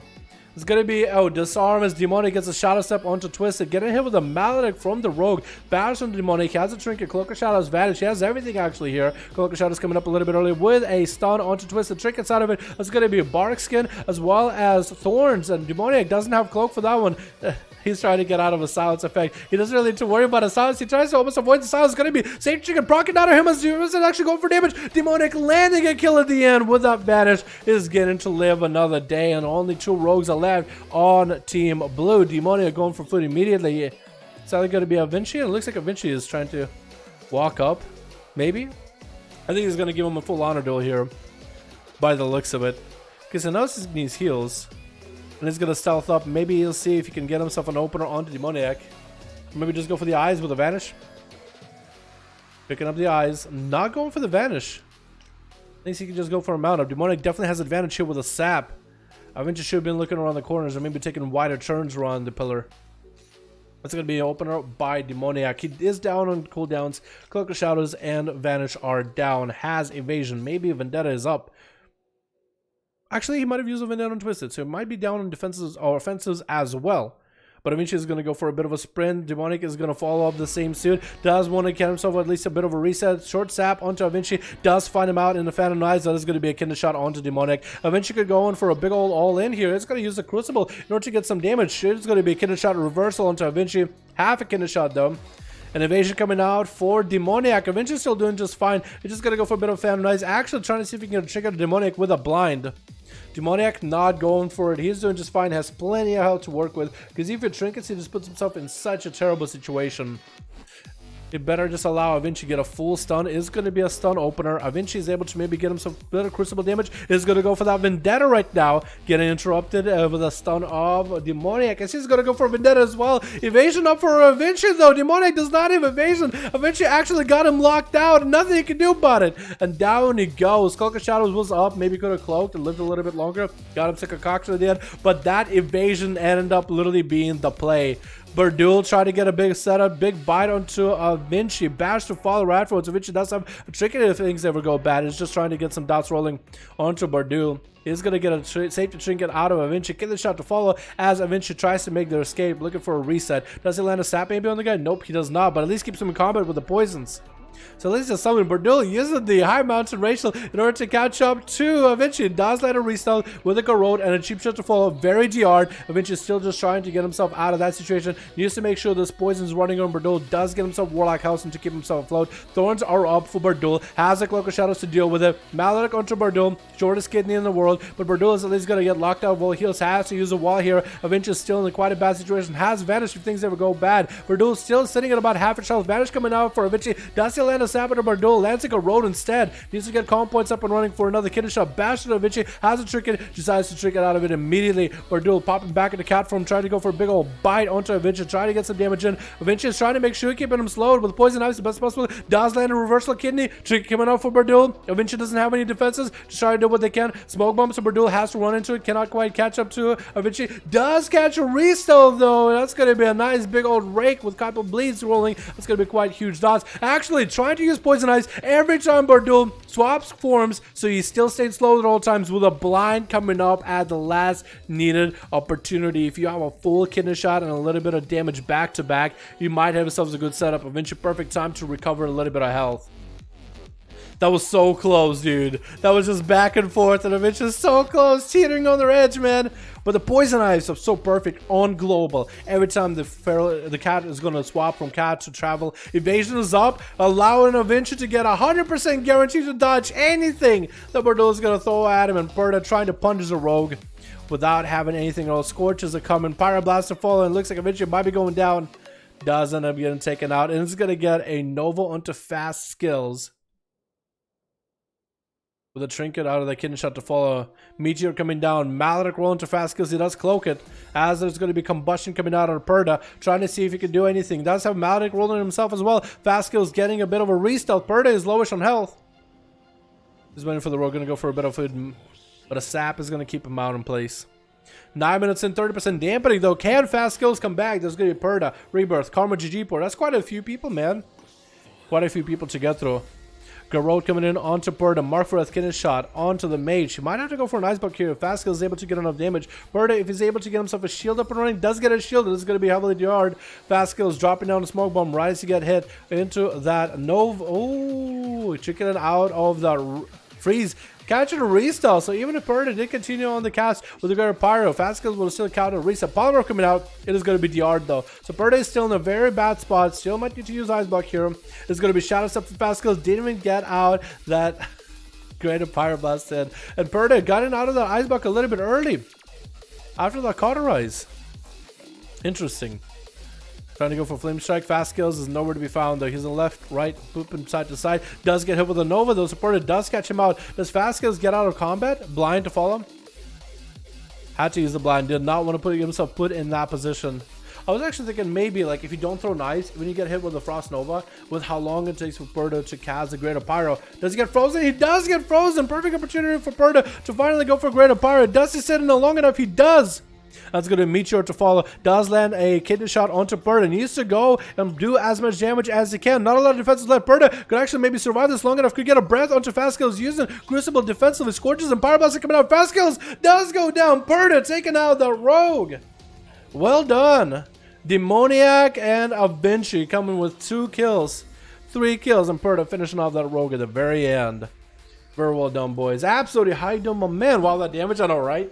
Wish he was a feral. Why people are dying fast? What's up, man? Hope you're having a good one. All right, boys, let's get another group up and running, yeah? Let's get some variety. Kill you guys against one another. How do we got up? Who's got a group right now? I know Seawork hasn't got to play in a bit. His group been waiting. Player has been waiting. Boris been waiting for a bit. I want to queue Seawork against somebody that's not player. I want to queue him against like Luke or something. Luke and Seawork or player and Seawork. I have a 50-50 split on that one. How does that sound? Just to make sure it's fair.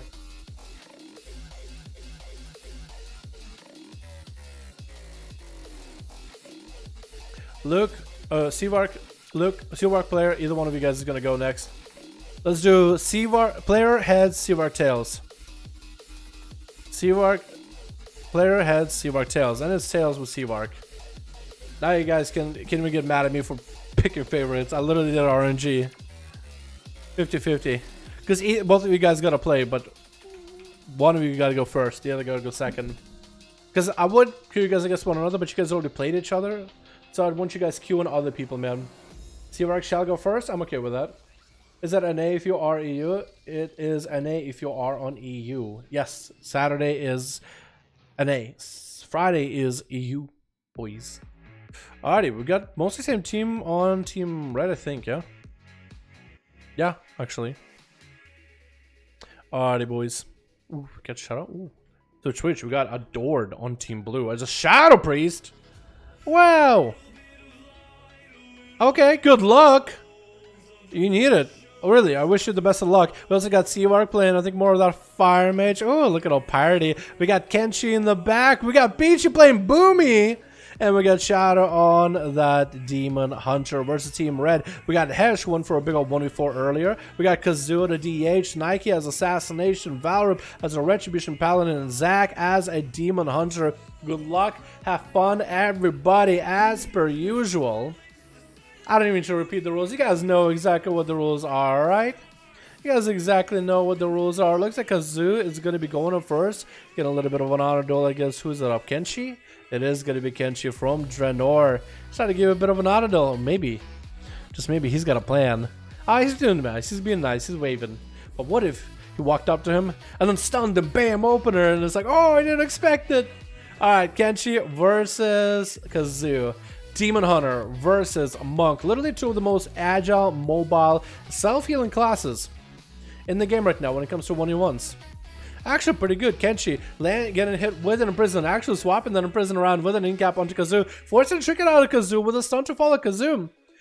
Getting hit with a Maledict though. Kenshi popping in diffuse, dampen harm for a little bit. All not popping both CDs, just one at a time. We see a lot of monks popping 2 at a time, but dampen harm not really doing enough for him. Is actually might have to go for a karma here. Popping in his full health, going for a touch of death onto Kazoo with a Fist of Fury, locking him down right now. Is he going to be able to do enough damage? He has a lot of health pool in order to make that touch of death go huge and taking off at least half of Kazoo's health with that touch of death. Kenshi might have to go for a karma. Kazoo in quite a bad spot, taking a bit of damage. Stun onto Kenshi, gets out of it. Darkness coming in. We're trying to walk him out of darkness, booping him out of darkness. That actually with Crucible, he still keeps running into the ring. Fist of Fury trying to lock Kazoo. Kenshi doesn't have a lot of health left. In cap onto Kazoo, trying to see if he can back up a bit. No defenses available. Trying to verify to get his life back up and running. Kazoo still trucking along that underdraw trinket and landing one more annihilate needed to take down Kenshi. Kazoo just one super hyper aggressive ham bow in the guy. And down goes Kenshi X. A very, very unlucky. But next up is going to be Seavark. I think Kenshi went in for a maybe 2 ham. And Kazoo just waited out that karma in the darkness really well. And Kenshi just allowed himself to get too low, you know what I mean? I think it's exactly what happened. But it's going to be Seavark versus Kazoo. Trying to see if Kazoo maybe comes out in the open. I don't think he wants to chase after him. Actually going to go for Invis. Kazoo should use Spectral Sight in order to see the guy using it last second. Might be able to incap him. Is going to hit him with an Imprison. Ivy to follow. Breath by Seavark immediately into a Poly. Onto Kazoo. No trinket available. Seavark could actually go for a big old 1-0. Into a Ring of Frost or right after ringing him maybe? No! Oh, he does ring himself! He gets a blur for just a second, but that's going to be Meteor to follow. Kazoo kind of walking into the Meteor, trying to use Crucible defensively as much as he can. Double Crucible, and Seavark is going to use Crucible offensively. Stun onto Seavark. Kazoo does get him. Oh, he's not even in Metamorphosis right now. Never mind, I was thinking he might go into meta for a bit of a healing. Underraw Trick is doing quite a bit of healing too. I think it was a Shadow Mill just now. He stood in place for just a second. Is going to get interrupted with a Greater Power Blast again. Does he have Shadow Mill this time? He does not. Greater Power Blast getting shocked out. Maybe a second one by Seavark. Nope, not going to happen. That's quite a bit of healing. Quite a bit of health drop for Kazoo. Get hit with a Flame Strike around the corner. Seavark can maintain his mastery, burning up Kazoo. Kind of just overshooting out for Seavark. Stun finally to follow. Does he get the Eye Beam? He needs one up and running just to get himself a little bit of extra healing going. Seavark just needs to get a couple Scorches onto Kazoo. Try not to get a cast off to get interrupted on it. Fireball into a Conflag and down he goes. Actually, Crucible instead. That wasn't Conflagration. That was Crucible. A Nike from Bleeding Hollow walking up to Seavark and next. Seavark trying to give him a bit of an auto duel with a walk up. Not gonna happen. Gonna get a sap up on the guy. Garrod as an assassination rogue. Seavark is gonna have quite a bit of time with Nike though. Last land of breath into a Poly. Double Poly. Knows that he's gonna be a trinket out of Nike. And Greater Power Blast is gonna connect. Get in a. Ooh, no mind. Didn't get it. Shadow Step immediately for Nike as Seavark tried to get some Fire Blast onto Nike. That's going to be a temporal right now. Does get quite a bit of health back. Nike popping an evasion in case Seavark slashes that cutlass at him. Look at that sword, dude. That's a sharp sword right there. And Nike goes for the Cloak of Shadows with a Smoke Bomb. Using quite a lot of cooldown just to catch a reset. Seavark just to make sure he has a shield back up and running. Breath on the Nike. Maybe a Polymer to follow. Does he land it? No. Trinket available for Nike. Greater Power Blast. Seavark go for a big old one-shot. Nothing. Nike has nothing, actually. No cloak, no vanish, nothing. Seavark could see if he can one-shot him. Greater Power Blast to come out. Does force out a safe trinket regardless. Blind onto Seavark. Breaking that blind himself. Meteor coming down. Nike eating that Meteor. Seavark didn't pop combustion. This man still has cooldowns. Let's go. Putting Nike down into the ground. Putting him in the snow, man. Cool off after all those burns. And Zach just rushing aggressively at Seavark. But he's like, hello. It's almost like imagine charging somebody and last moment you stop. Like, hey. I would be surprised to see Seavark. I wouldn't have been surprised to see Seavark hit him with a breath or something, dude. You're thinking, oh, he's going for me, dude. He's going starting to duel. But that's going to be Poly onto Zach right now. Seavark. Oh, Zach really going for a trinket with a night. With a Night Elf Rachel Shadow Meld. Trying to see if he can juke out Seavark. And Seavark is going to walk him almost into that Meteor. Combustion up and running. Zach not taking any damage for some reason. And Seavark is going to go for a bit of a shield. Trying to get as much range from Zach as that was a full Metamorphosis. Did Zachary Metamorphosis the Greater Pyro? Is that what happened? Can you actually dodge a Greater Pyro like that? That's going to be a reset for Seavark then. He's going to be in quite an interesting spot. Does he have a Ring of Frost to follow? Actually gets a line of sight onto Zach. That's unlucky. That's super unlucky. Having to go for another pre-polymorph and get a Greater Pyro rolling to follow. Super unlucky. Darkness coming in for Zach. Actually, he absorbed all that Pyroblast with the Darkness. That's super lucky. Wow. Seavark is super unlucky, and Zachary has gotten really lucky so far, it feels like. Unless he meant to do it. I mean, Darkness is just RNG. Zachary going for a little bit of a Demon Hunter while Seavark is nowhere to be found. He's up in the air, can't do anything, just start spinning. Breath to follow onto Zach, though. Polymorph. Finally, Seavark is able to get himself a setup here. Maybe Ring of Frost to follow if he's able to get a clean. Ring of Frost trying to come up. Does it get the freeze? It does. And the Greater Pyroblast did connect. It did quite a bit of damage. Second Greater Pyroblast is going to come out as well. And it's going to drop Zachary to about 50%. He's going to use Crucible defensively right now just to maintain his health. But Seavark actually really has him on the ropes right now. Ivan coming out for Zachary to maybe catch up on some healing. While in Metamorphosis, Seavark Temporal in it out. Zachary finding himself super low in health. Pyroblast to follow. Maybe a couple Scorches is all he needs. Stun onto Seavark. Needs a little bit more healing. Using Crucible defensively as best as he can. Does he have the Night Elf Rachel anymore? Scorches are coming out for Seavark with easy free Pyroblast. Does get Blur up and running for it though. Needs to catch up to the Mage. But the Pyroblast do sizzle him down. Seavark does end up taking him out. Valorip. Another Honor Duel. Another Honor Duel. I like it. What? What was that? Why did they sit down at the same time? That was too weird. Did you guys do that on purpose? That was way too weird. But that's some honor duels for Seavark, dude. He's given every opportunity. He's given every opportunity to duel here. And I appreciate everybody giving him a chance. From Zach to Valorip. Nike didn't really give him that much opportunity. Maybe Hesh will too. Hodge onto Seavark, and Valorip is able to get quite a bit of resources going, but is again trying to stay away from Seavark. Doesn't really get hit with breath. Is going to go for the Hand of Freedom. Does that Hand of Freedom get stolen? It is not. It is the Hand of Freedom that is on a talented Seavark. Trying to go maybe breath. Polymorph just blinking away from Valorip. Shimmering away. Just shimmying away. Into a Ring of Frost to fall. A Greater Pyroblast does connect. Valorip still has cooldowns rolling. Somehow that Ring of Frost breaks a little bit early. That Shield of Vengeance does get proc through. Meteor coming down. I think it does get to clip. Valorip finds it so super low. Oh my god, where's your bubble? Seavark just bursted his bubble. What is going on there? Valorip didn't even see that coming. And Hesh is the last man standing. Are you going to give him an honor duel? Seavark, I don't know if he's going to give him an honor duel. You better start eating, my man. You better start eating. Maybe he realized what happened.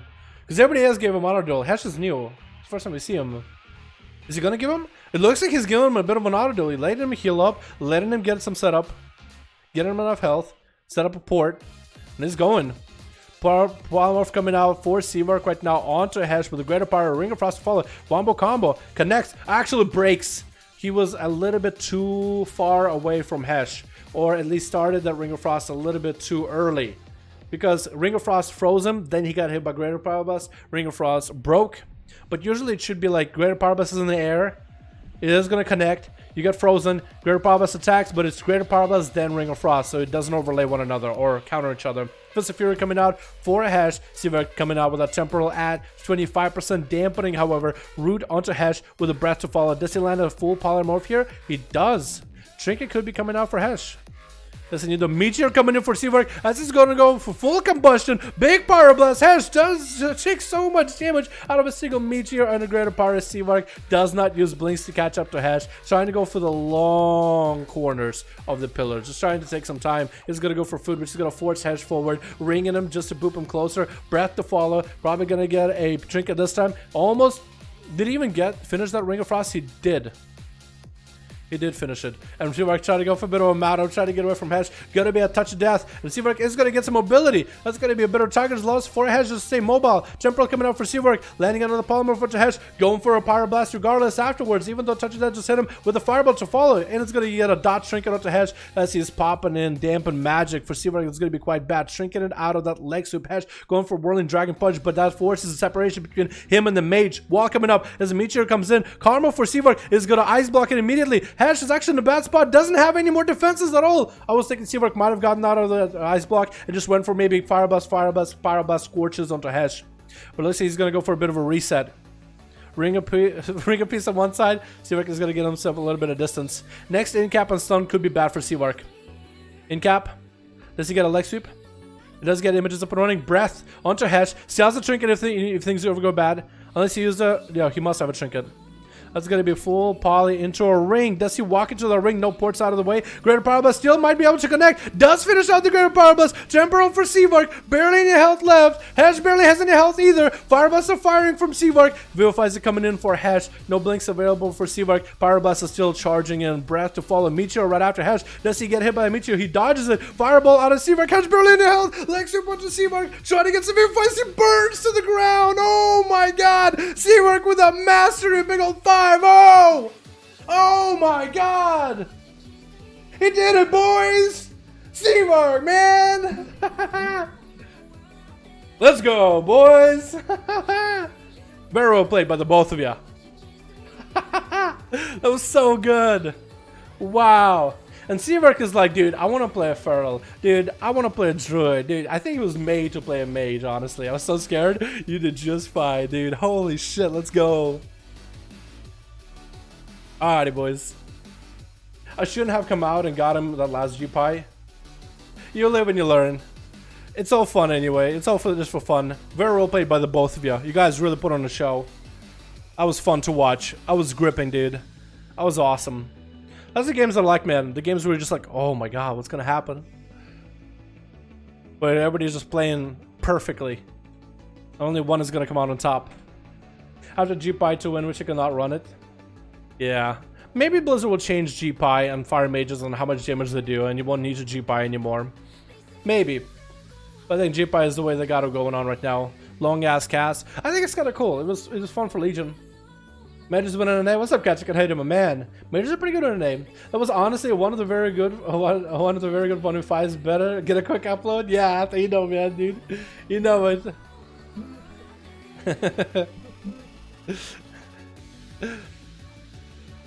How KT get in these duels? How to get in these duels? Custom PvP, boys. Custom group. Your hands are shaking. Hands are shaking, but you're still G-Pied. You're still cooking them pies, dude. You're still baking. Hands are shaking, but we still baking. Nobody used that before. Can I just claim that of mine? Yeah, can I claim it? Okay, I will claim it. Mine.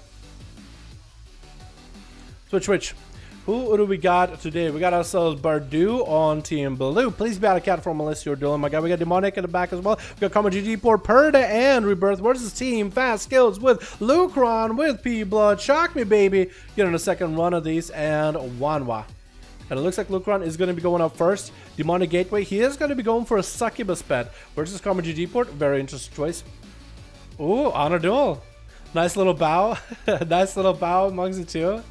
Very, very nice of you guys. Very, very nice of you. And it looks like they're going to start. Lucron just came up and stabbed him in the chest. Just ting. That's going to be Fist of Fury out of Karma GG Port in the open. Lucron getting the Bile Scourge Bombers dropping. Doing quite a number of damage to Karma with the Fear to follow. Trinkets out of the Fear. And Lucron trying to set up yet another Fear. But that's going to be Karma GG Port kind of lagging all over the place. This man hopefully will figure out what's going on. It's going to be Fear with a couple Shadow Bolts to follow. It does go for a wall as well as Dampen Magic in order to try to reduce how much damage he's taken from the magical abilities. Lucron is actually going to get hit with a Touch of Death. Might want to go for a wall here, maybe. Is going to go for a Hand of Gul'dan after getting locked out on fire. Hopefully Touch of Death doesn't do enough damage. Does go for a Horror Effect of Warlock Hellstone. Immediately as soon as Touch of Death ticks, does try to get himself a Tyrant. Decide to go against it. Just letting the imps do as much damage as possible. Trying to keep Karma G-Port out in the open. Bosco Bombers coming out. Is going to get a bit of a reflect. I don't really know if he can reflect a lot of the Karma damage, but it looks like wall is available here. He's going to have to go for a wall. Try to get a Fear up and running. Karma G-Port rolled out of there though. Still Fear is going to snag him. No Trinket available as Lucron just trying to recover a little bit of health. Going to get a couple instant casts here and there. Pets are up and running. Trinkets out of that stun immediately. Yet another Karma. Yet another Fear onto the Karma. And another one. As Lucron is just by trying to recover some health. Next time he has Horror Effect up and running and a Warlock Hellstone, he might be in a good spot. But it looks like he's just trying to build up the army to get a big old Tyrant rolling. Going to be a Horror Effect with Bile Scourge Bombers. Building even more Shadow Bolts. No Fear going to be available for quite a bit. Wishes he had that pet stun, but he's playing a very weird Demonology build. Where he's actually going for a Tyrant that doesn't sacrifice pets. He's going for a very sustained heavy playstyle. Letting the pets do work. No stuns. Very weird playstyle, but maybe it'll pay off for him. And he actually someone's random pets too. What is that thing? What is that thing? It's a Void Terror? Dude, I wonder if these things ever do like anything cool, like anything extra. Like they'll just interrupt any spell an enemy uses, or they'll make an enemy do like less physical damage or something in PvP. That'd be cool. Like a randomized assortment of pets and you get a good one. You win, basically. I think that'd be kind of cool. Lucron is at least able to get some pressure onto Karma GG port. It is able to recover a little bit of health. Going for some demonic tyrant right now as the pets are surrounding Karma GG port. I think that's exactly what he's trying to go for. Karma is going to put himself out in the open, dropping Bioscourge bombers on top of him. Fist of Fury flying at Lucron, but that tyrant is doing a bit of damage. It's going to be a reflect onto Lucron as he gets hit by Karma. Trinket for Karma GG port from that horror effect, trying to get an interrupt onto that fear, and it's going to get an interrupt onto the fear. Touch of death onto Lucron. Not looking that good right now. Trying to get a fear onto Karma GG port. Drain life to recover as much health as humanly possible. Looks like touch that does stick down on him, but he's still barely surviving. Any Warlock Hellstones are going to be a must-have here. It looks like he's going to try to see if he can get a stun onto Karma GG port. Doesn't look like it's going to happen. Bioscourge bombers coming down. Shadow Fury to follow does go down to Karma GG port. I really do think if you went for a more like a normal base build with a normal pet with a stun, that extra CC probably would have been wonders.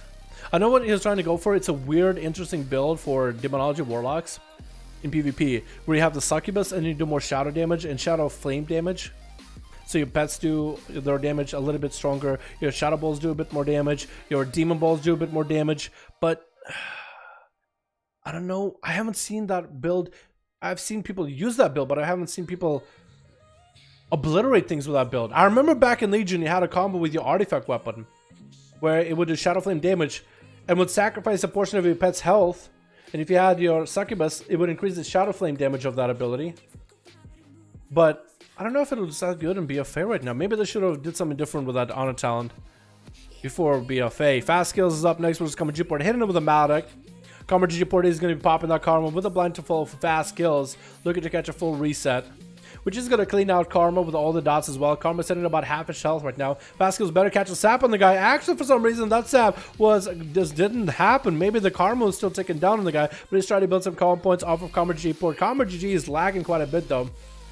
Fast Skills building calm points from the throw and nice, keeping the dots rolling, keeping the poison rolling on the Karma GG port.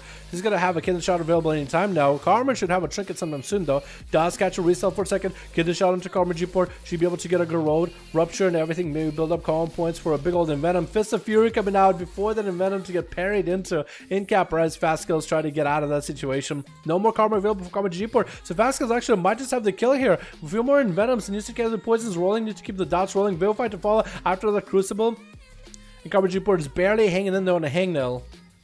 Fast Skills just trying to see, I guess, get a Kidney Shot trick and follow. Going to be a disarm onto Fast Skills. Karma GG port got himself a wall up and running with a bit of a dampened magic, reducing some of the poison damage. So actually that might be enough for him to survive here. You can just live 20 more seconds for that Karma. He might have himself a decent situation. Fast Skills better open up with a full-on burst combo. Going to be Alexium. Touch of Death to fall onto Fast Skills. Has advantage if things go bad. Fist of Fury barraging him. Evasion does come out with a Whirling Jacket Punch to fall. Fast Skills still going to take the touch of the damage. Turning around and creating a shot onto Karma GG port. Does he have enough here though? Karma 4 seconds away from a Karma. Vivifies coming out 1 second from a Karma. Does land the Karma. Fast Skills could go for a cloak. He does go for a cloak immediately. Karma is still healing from the Karma, I believe. I believe he still is healing from it. But it was quite a bit of damage. Fast Skills is going to take some of it. Vivify is coming out for Karma GG port. But now he's completely out of cooldowns. Fast Skills just needs enough damage just to finish him off. He's using Crucibles defensively every single go just to maintain his health. We're 6 minutes in. Port for Karma GG port. With a good initiative fall. Does Fast Skills finally have it?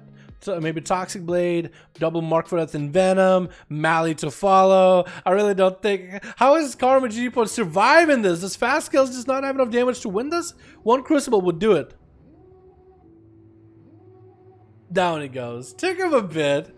Took him a second. Karma GG port really did play it out to the end. Rebirth is going to be up next as a Frost Death Knight. I like his Mog, man. Lots of purple. The weapons are pretty cool too. That's actually intellect weapons that monks used to be able to use, I think. And I guess mages too. Right? Gonna be an opener by Fast Skills onto Rebirth with a Kidney Shot. But that's about it. And Rebirth taking quite a bit of that dot damage in the opener. I guess the dots, the bleeds, the poison, and the crucibles. Trying to go for a little bit of a Remorseless Winter. And Fast Skills is going to bail away from the guy. That's quite a bit of your damage though. You're actually going to do a cheeky Crucible dot from a distance. Not letting Rebirth get any kind of reset. That's going to be sap right after. Is he just waiting for a full Kidney Shot with a Mark for Death Kidney again? I think that's exactly what he's doing. Just getting all the dots up and running. He's probably just going to dot up the guy and run. IBF coming out for Rebirth. Does he get to catch up to Fast Skills? Does get to slow him a little bit. Stun to fall. No trinket available. Finally, Rebirth is able to get some damage onto Fast Skills. Is going to get Remorseless Winter with our root going. That's, you know, Breath playstyle. Dragon. Really? Frost Breath? Wow, not going to get any runic power for a heal, but the Frost Breath is still hitting Fast Skills. Did quite a bit of damage though. That is quite bursty. It is very sustain heavy, but it's quite bursty. It's going to be Fast Skills with a safety trinket while evasion is up and running. Rebirth going for a bit of a death bag, but all his health right now is necrotic out. Just needs to keep Fast Skills slow. Just needs to keep a dot on the guy, and he actually just might be able to outlive him. Maybe. Rebirth does not have a trinket for the next go. No IBF. He's actually, I think, down for the count. Fast Skills open up with a kidney shot, Garrode, and maybe a Crucible, and that would be end. Rebirth, though, trying out the Breath playstyle, which works out in dungeons, works out in raids, will not work in PvP because all that runic power is needed to get Death Strikes going. Plus, your Frost Strikes are not nearly as bad as they used to be. That's going to be Maledict into Rebirth.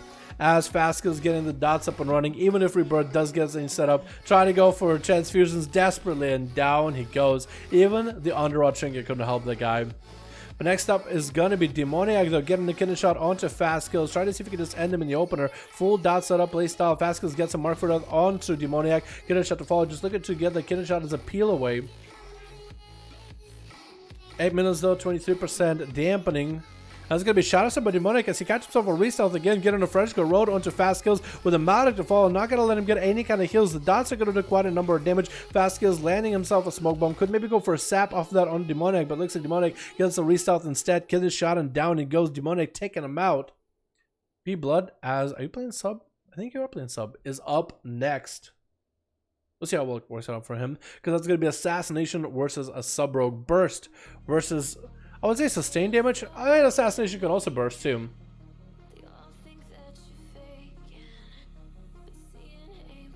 We'll have to wait and see,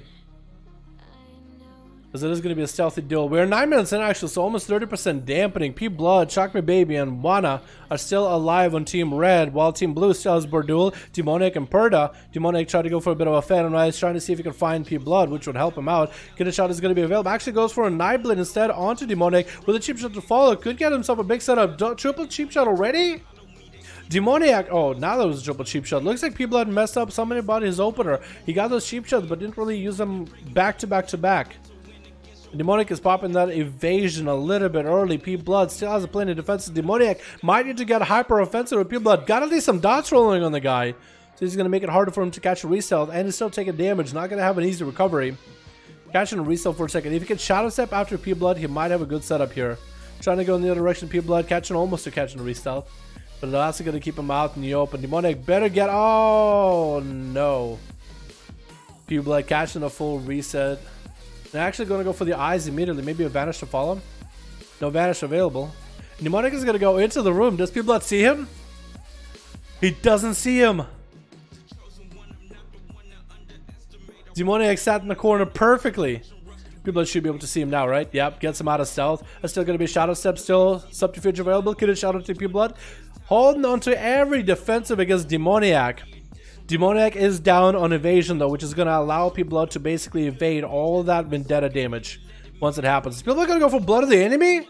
Is people playing Blood of the Enemy or something else? Demoniac popping a cloak, P Blood popping a cloak, because both of them exchange Maledicts. Going for a little bit of a sprint. Demoniac try to catch a reset, and this is getting rode onto P Blood with the kidney shot. Vendetta up and running. P Blood could trinket it. Has evasion if things go bad. Is popping evasion. Nothing Demoniac can do against the evasion right now, unless he wants to maybe vanish cheap shot, which is exactly what he did. Blind is all he has, and this way Demoniac might be able to get enough damage onto P Blood. Might be able to get enough damage to Demoniac. Trying to get the Viscerates going blind onto P Blood. He could trinket blind Demoniac. Demoniac still holding on to his trinket though. So P Blood knowing when to trinket is going to be perfect here. Demoniac could trinket this. He's not going to do it. Both of them are just holding on to their trinkets. So it looks like P Blood, Demoniac. Demoniac has the last trinket. So if P Blood opens up with a kidney shot, Eviscerate coming out. Does get a not a trinket evasion though. Oh, probably should have trinketed out of one of those cheap shots. As P Blood got that Crucible through the evasion. Demoniac trying to play up to every one of his abilities to the very end. Perda is up next for Team Blue. P Blood is still in the game. Let's have a bit of a master roll on him for just a second. I think Blood should have the best advantage here. I guess a mage. Lots of mobility, so the mage can never really get away too far from the guy. But Blood is quite low on health. If you could just wait out of the game a little bit, catch a bit of a heal, maybe even use Crucible to get himself a self-heal.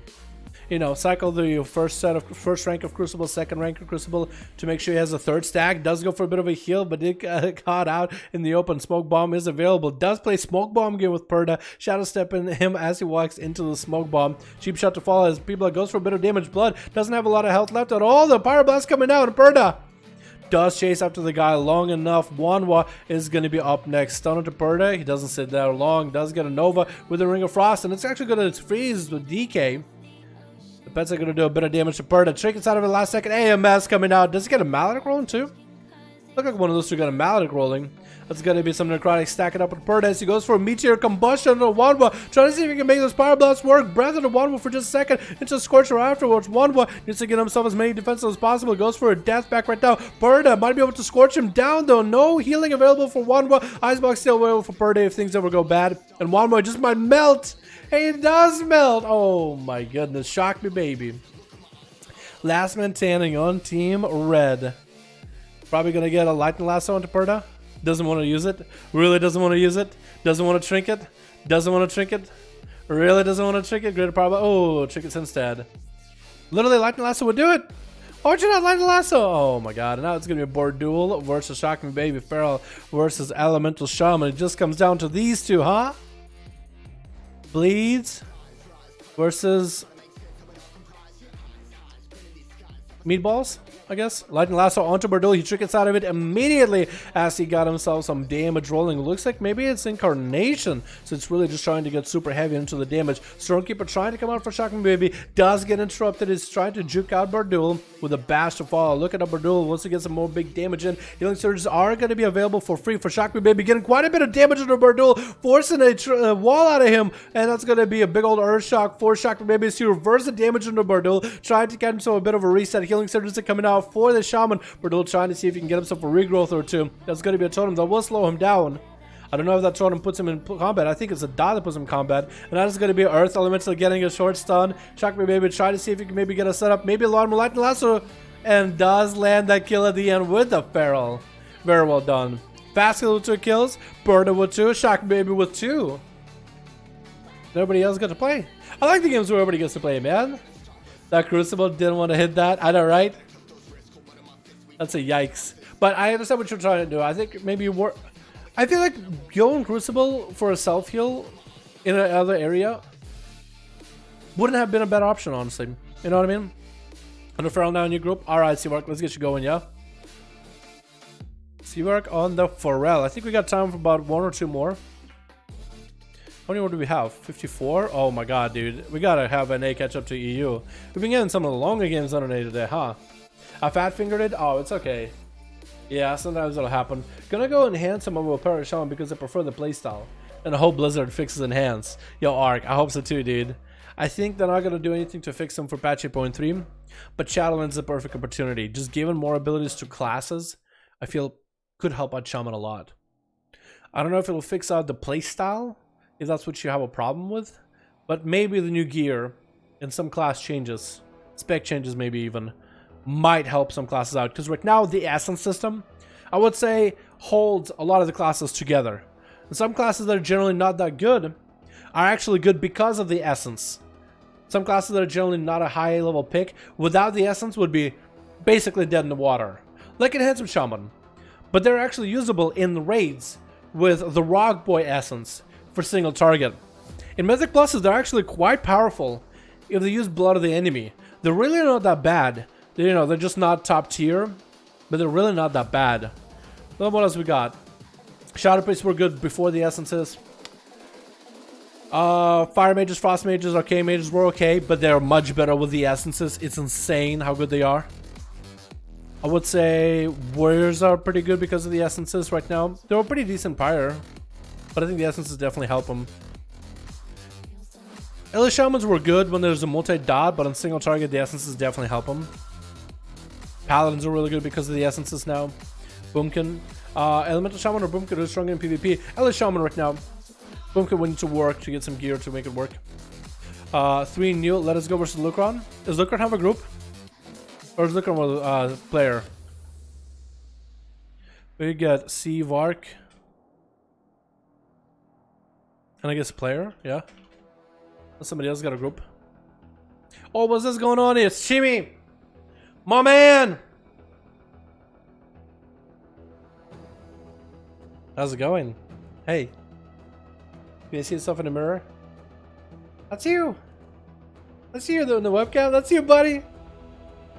That I rode the other day. Look at that. Dalaran Gaming. I gotta hang it up somewhere. I just had it on the bed next to me.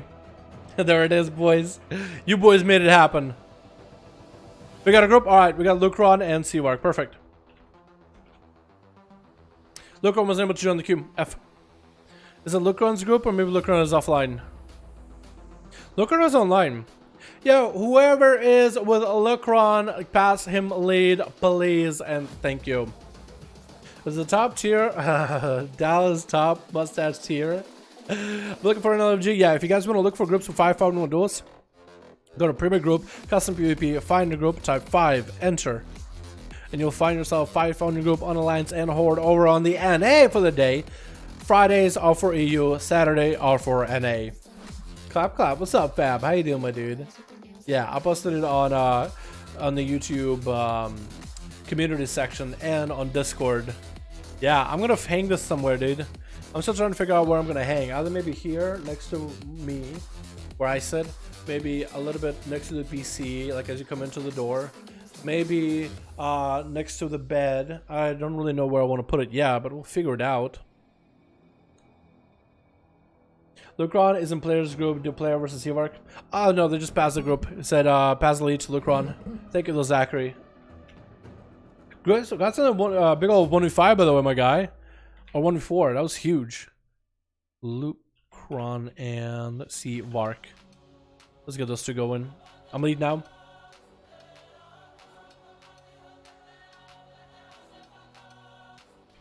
Yeah, I think I gotta go again. There we go. Now I got them both.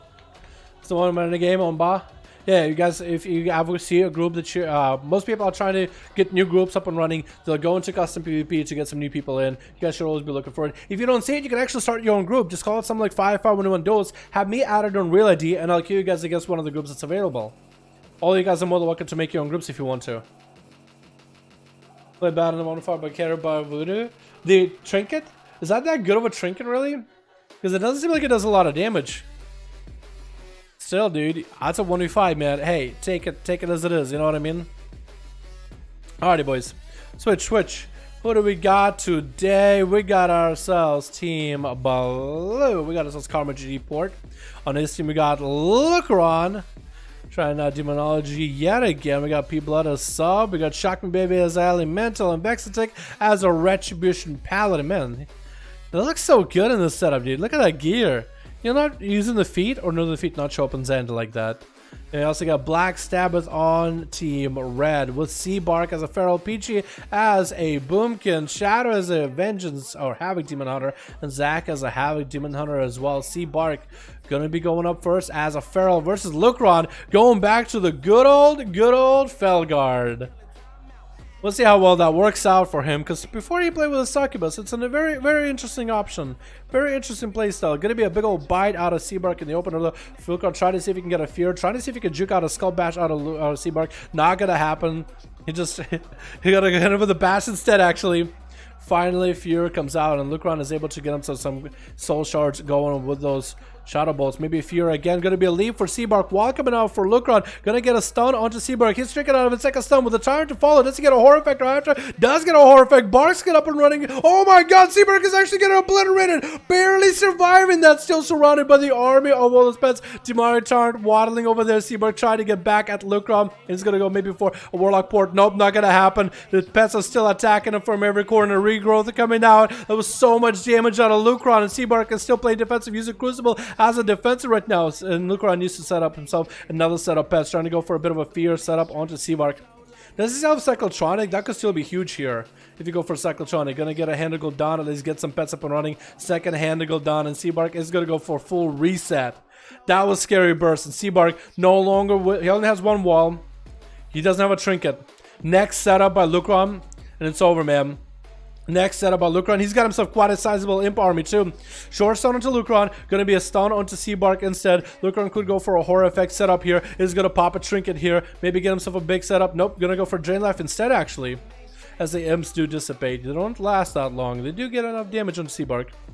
They don't really last that long. Going to be a Skull Bash until Lucron's Fear. Still able to get the demonic cast for spells running. Still going to land a Fear onto Seabark. Getting quite a bit of life from the Drain Life with a Warlock Hellstone to follow. Going to get a couple pets up and running. By summoning those Demon Dogs, Lucron is setting up for an instant cast, for extra common point build, or a Shell Shard building for a later time. Fear going to get interrupted yet again. Port coming out for him right now. And Lucron is kind of behind on health a little bit. Needs to get himself another setup against Seabark soon.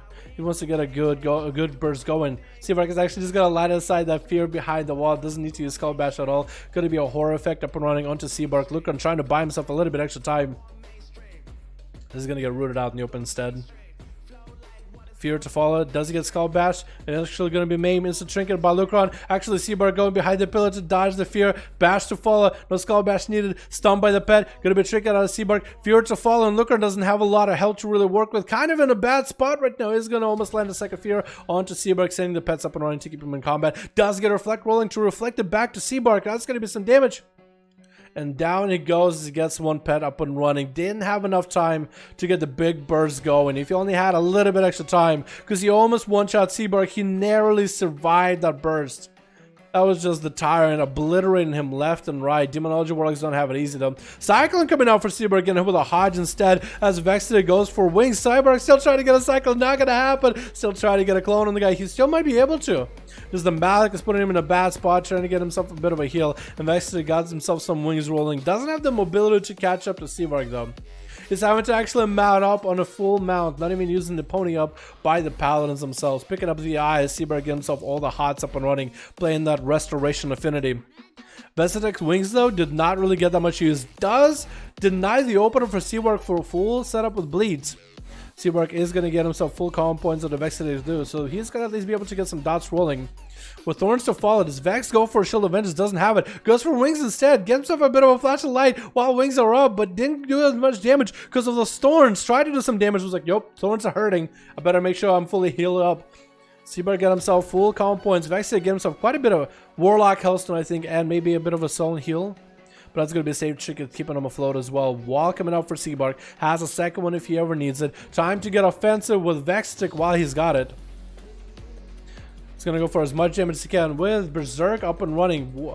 Hodge coming out for Vextic. Doesn't have the wings to make the damage happen here though. So Seabark is going to be able to live this just fine with an underworld trick procket, giving him quite a bit of healing. Short stun onto Vextic is going to be a Shield of Vengeance for the Paladin. And Seabark can just try to get away from the guy with a root. Cyclone maybe to follow. Does he get a trinket bubble anything? He does not. He doesn't want to give it away. Nope, missing that second Cyclone. Seabark should still be able to maybe get himself a reset, I think. So get himself regrowth at least. There's got to be a reset for the both of those two. Seabark is going to be able to get the opener onto Vextic right after though. With a rake. Underrot Trick is still doing quite a bit of work though. And Thorns, Vexity is going to wait him out, dude. He should get himself some sort of wing setup. Next setup though, Seabark is going to have a trinket for it to instantly trinkets without him seeing wings. He does have Vex on the robes though. Short stun. Double Crucible, trying to see if he can force a bubble out of the guy, and he does. Regenerate coming out from Vex immediately. That is super unlucky here. Very, very unlucky. Now, Vex is basically out in the open. He does have Bop, so he's not completely naked, but Seabark is able to just collapse with a lot of damage on him. Just get a bit of burst. You really could maybe kill him before Forbearance. Those Bops are going to be huge, though.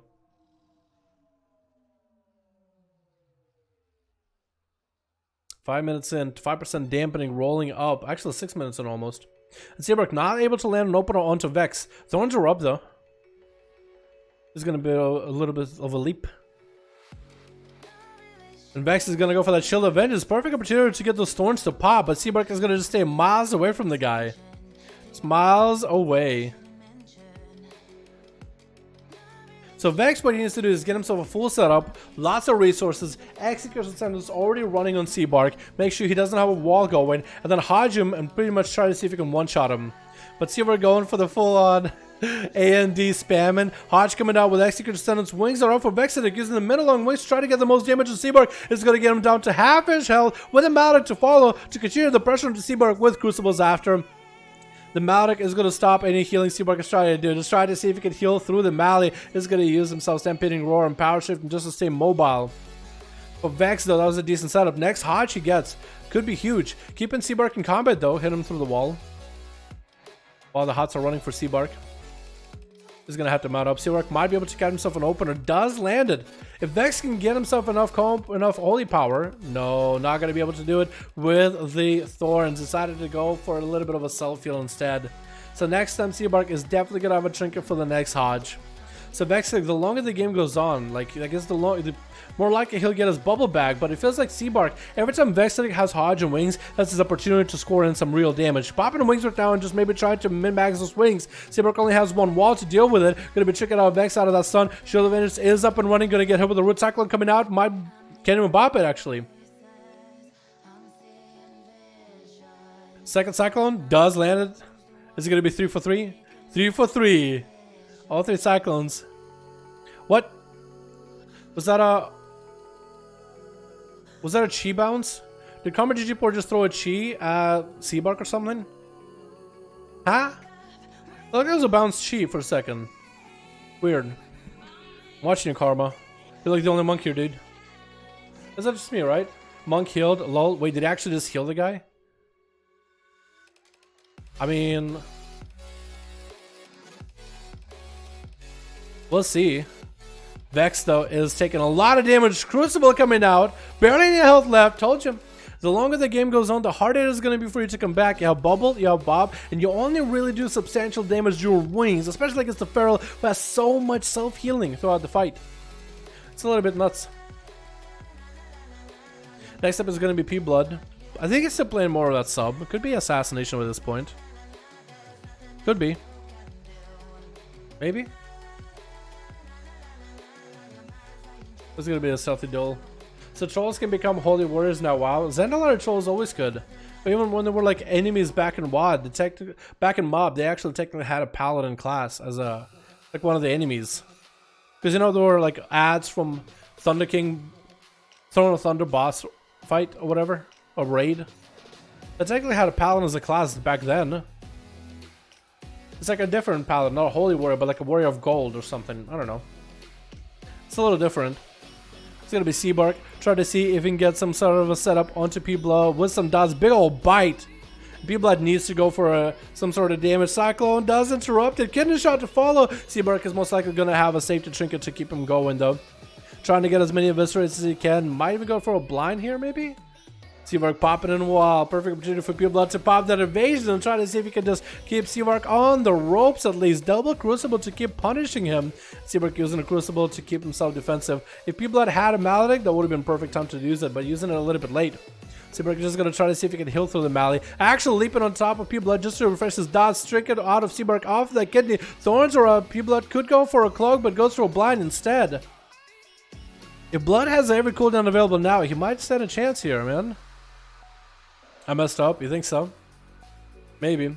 P-Blood using Crucible defensively though. Probably should have used it offensively. But he's going to have everything available. Shadow Blades and everything. Night Blade is up. Seabark does not have a wall. Back-to-back eviscerates coming out for P-Blood. Huge damage on the Seabark. Gets himself a swoop in. Maybe gets himself a bash trinket out of the Rogue. One eviscerate is all it takes to take down Seabark at the end there. That's 10 minutes, man. That's only what? Third person on Team Blue that even got to play. First person on Team Red that even went down. Next up is going to be who? Zachary versus P-Blood is going to Blade Dance to clip the Rogue.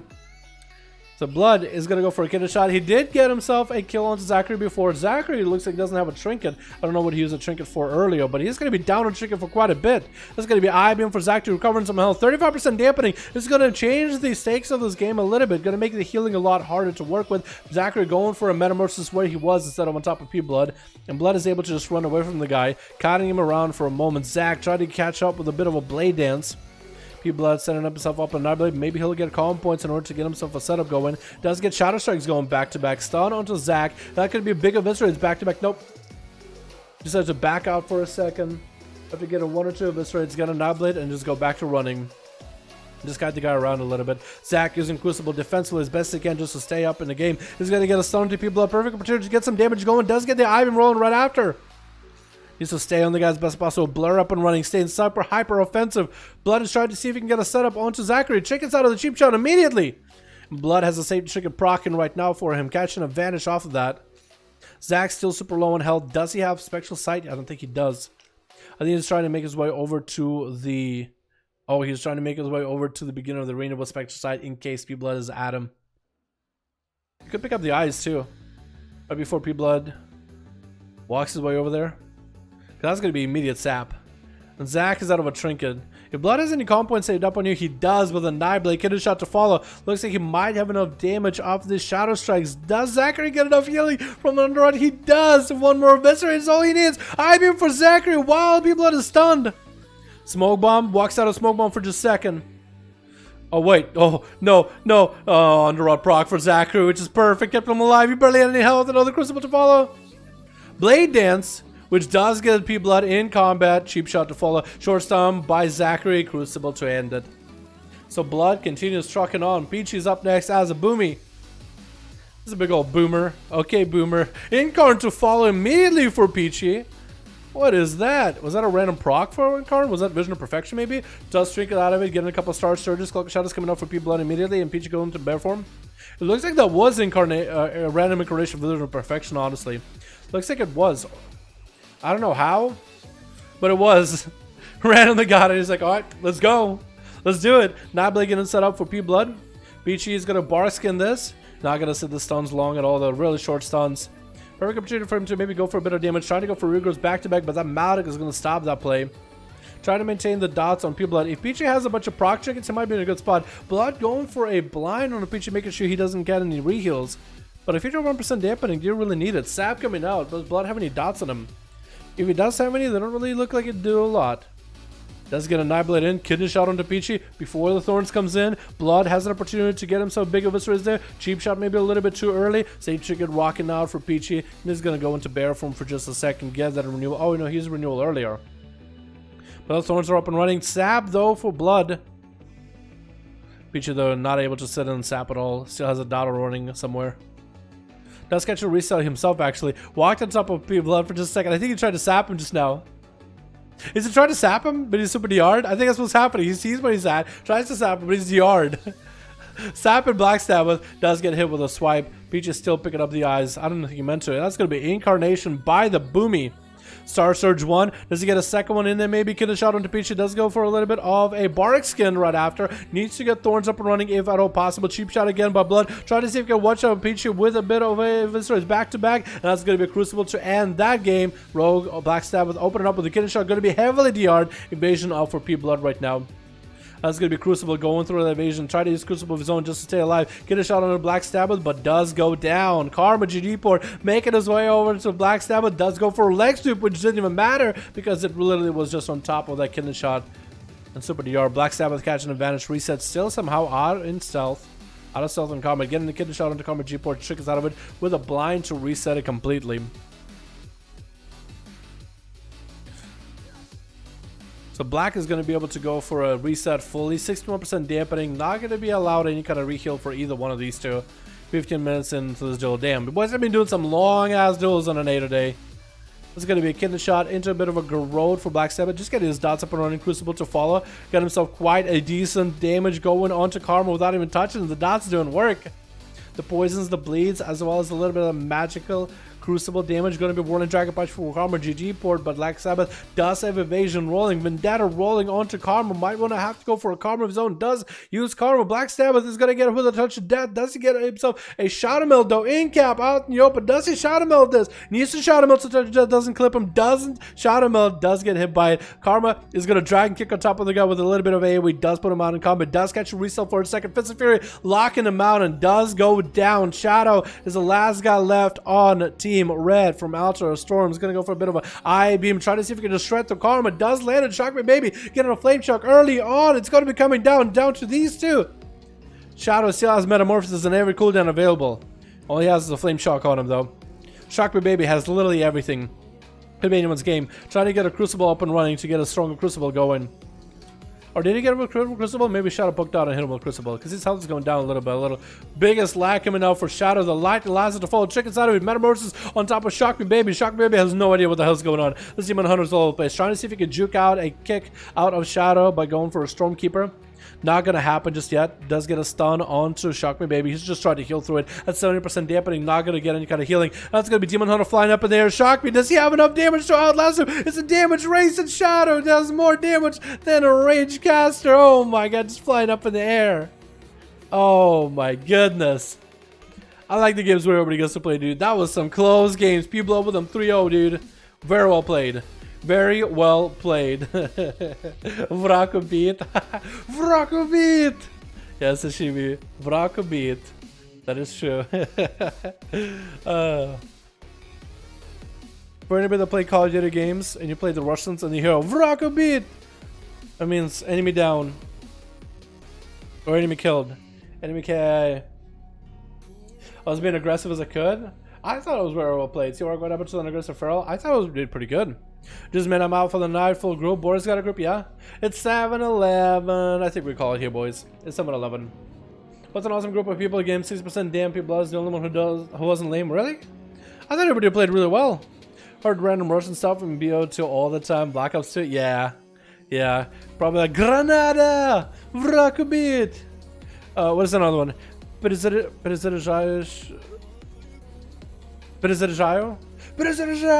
means like reloading, more or less.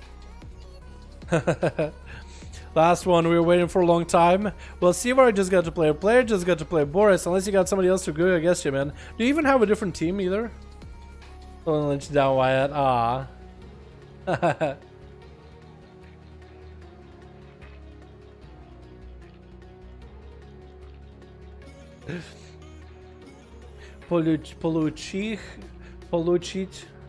Получить их уроды.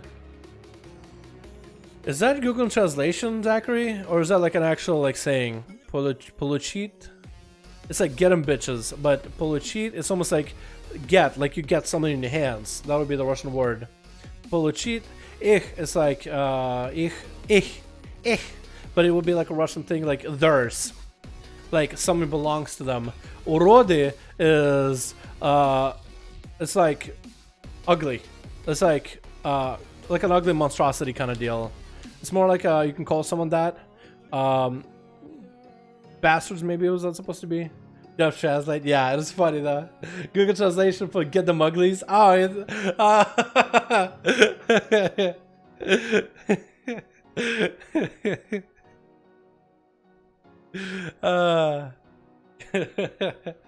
yeah, I'm trying to translate it. I got a 5 if you want to put us versus Boris. Do I have enough energy in me for uno más? One more. GG everyone. GG C-Mark. That was well played, my man. Very well played. Alrighty, we'll do one more. We'll do player versus Boris. Or Lucron versus Boris, yeah? Lucron versus Boris. 5. Let me get 2. You don't even have 2! Nah, we're gonna call it here, boys. We're gonna call it here. That's it. Yeah, I thought you had 5. Did you guys quit? Yeah, it's fine. We'll call it here, quits, boys. Thank you so much for coming by the stream. Thank you guys so much for watching. You guys are fucking beautiful. Thank you so much, boys.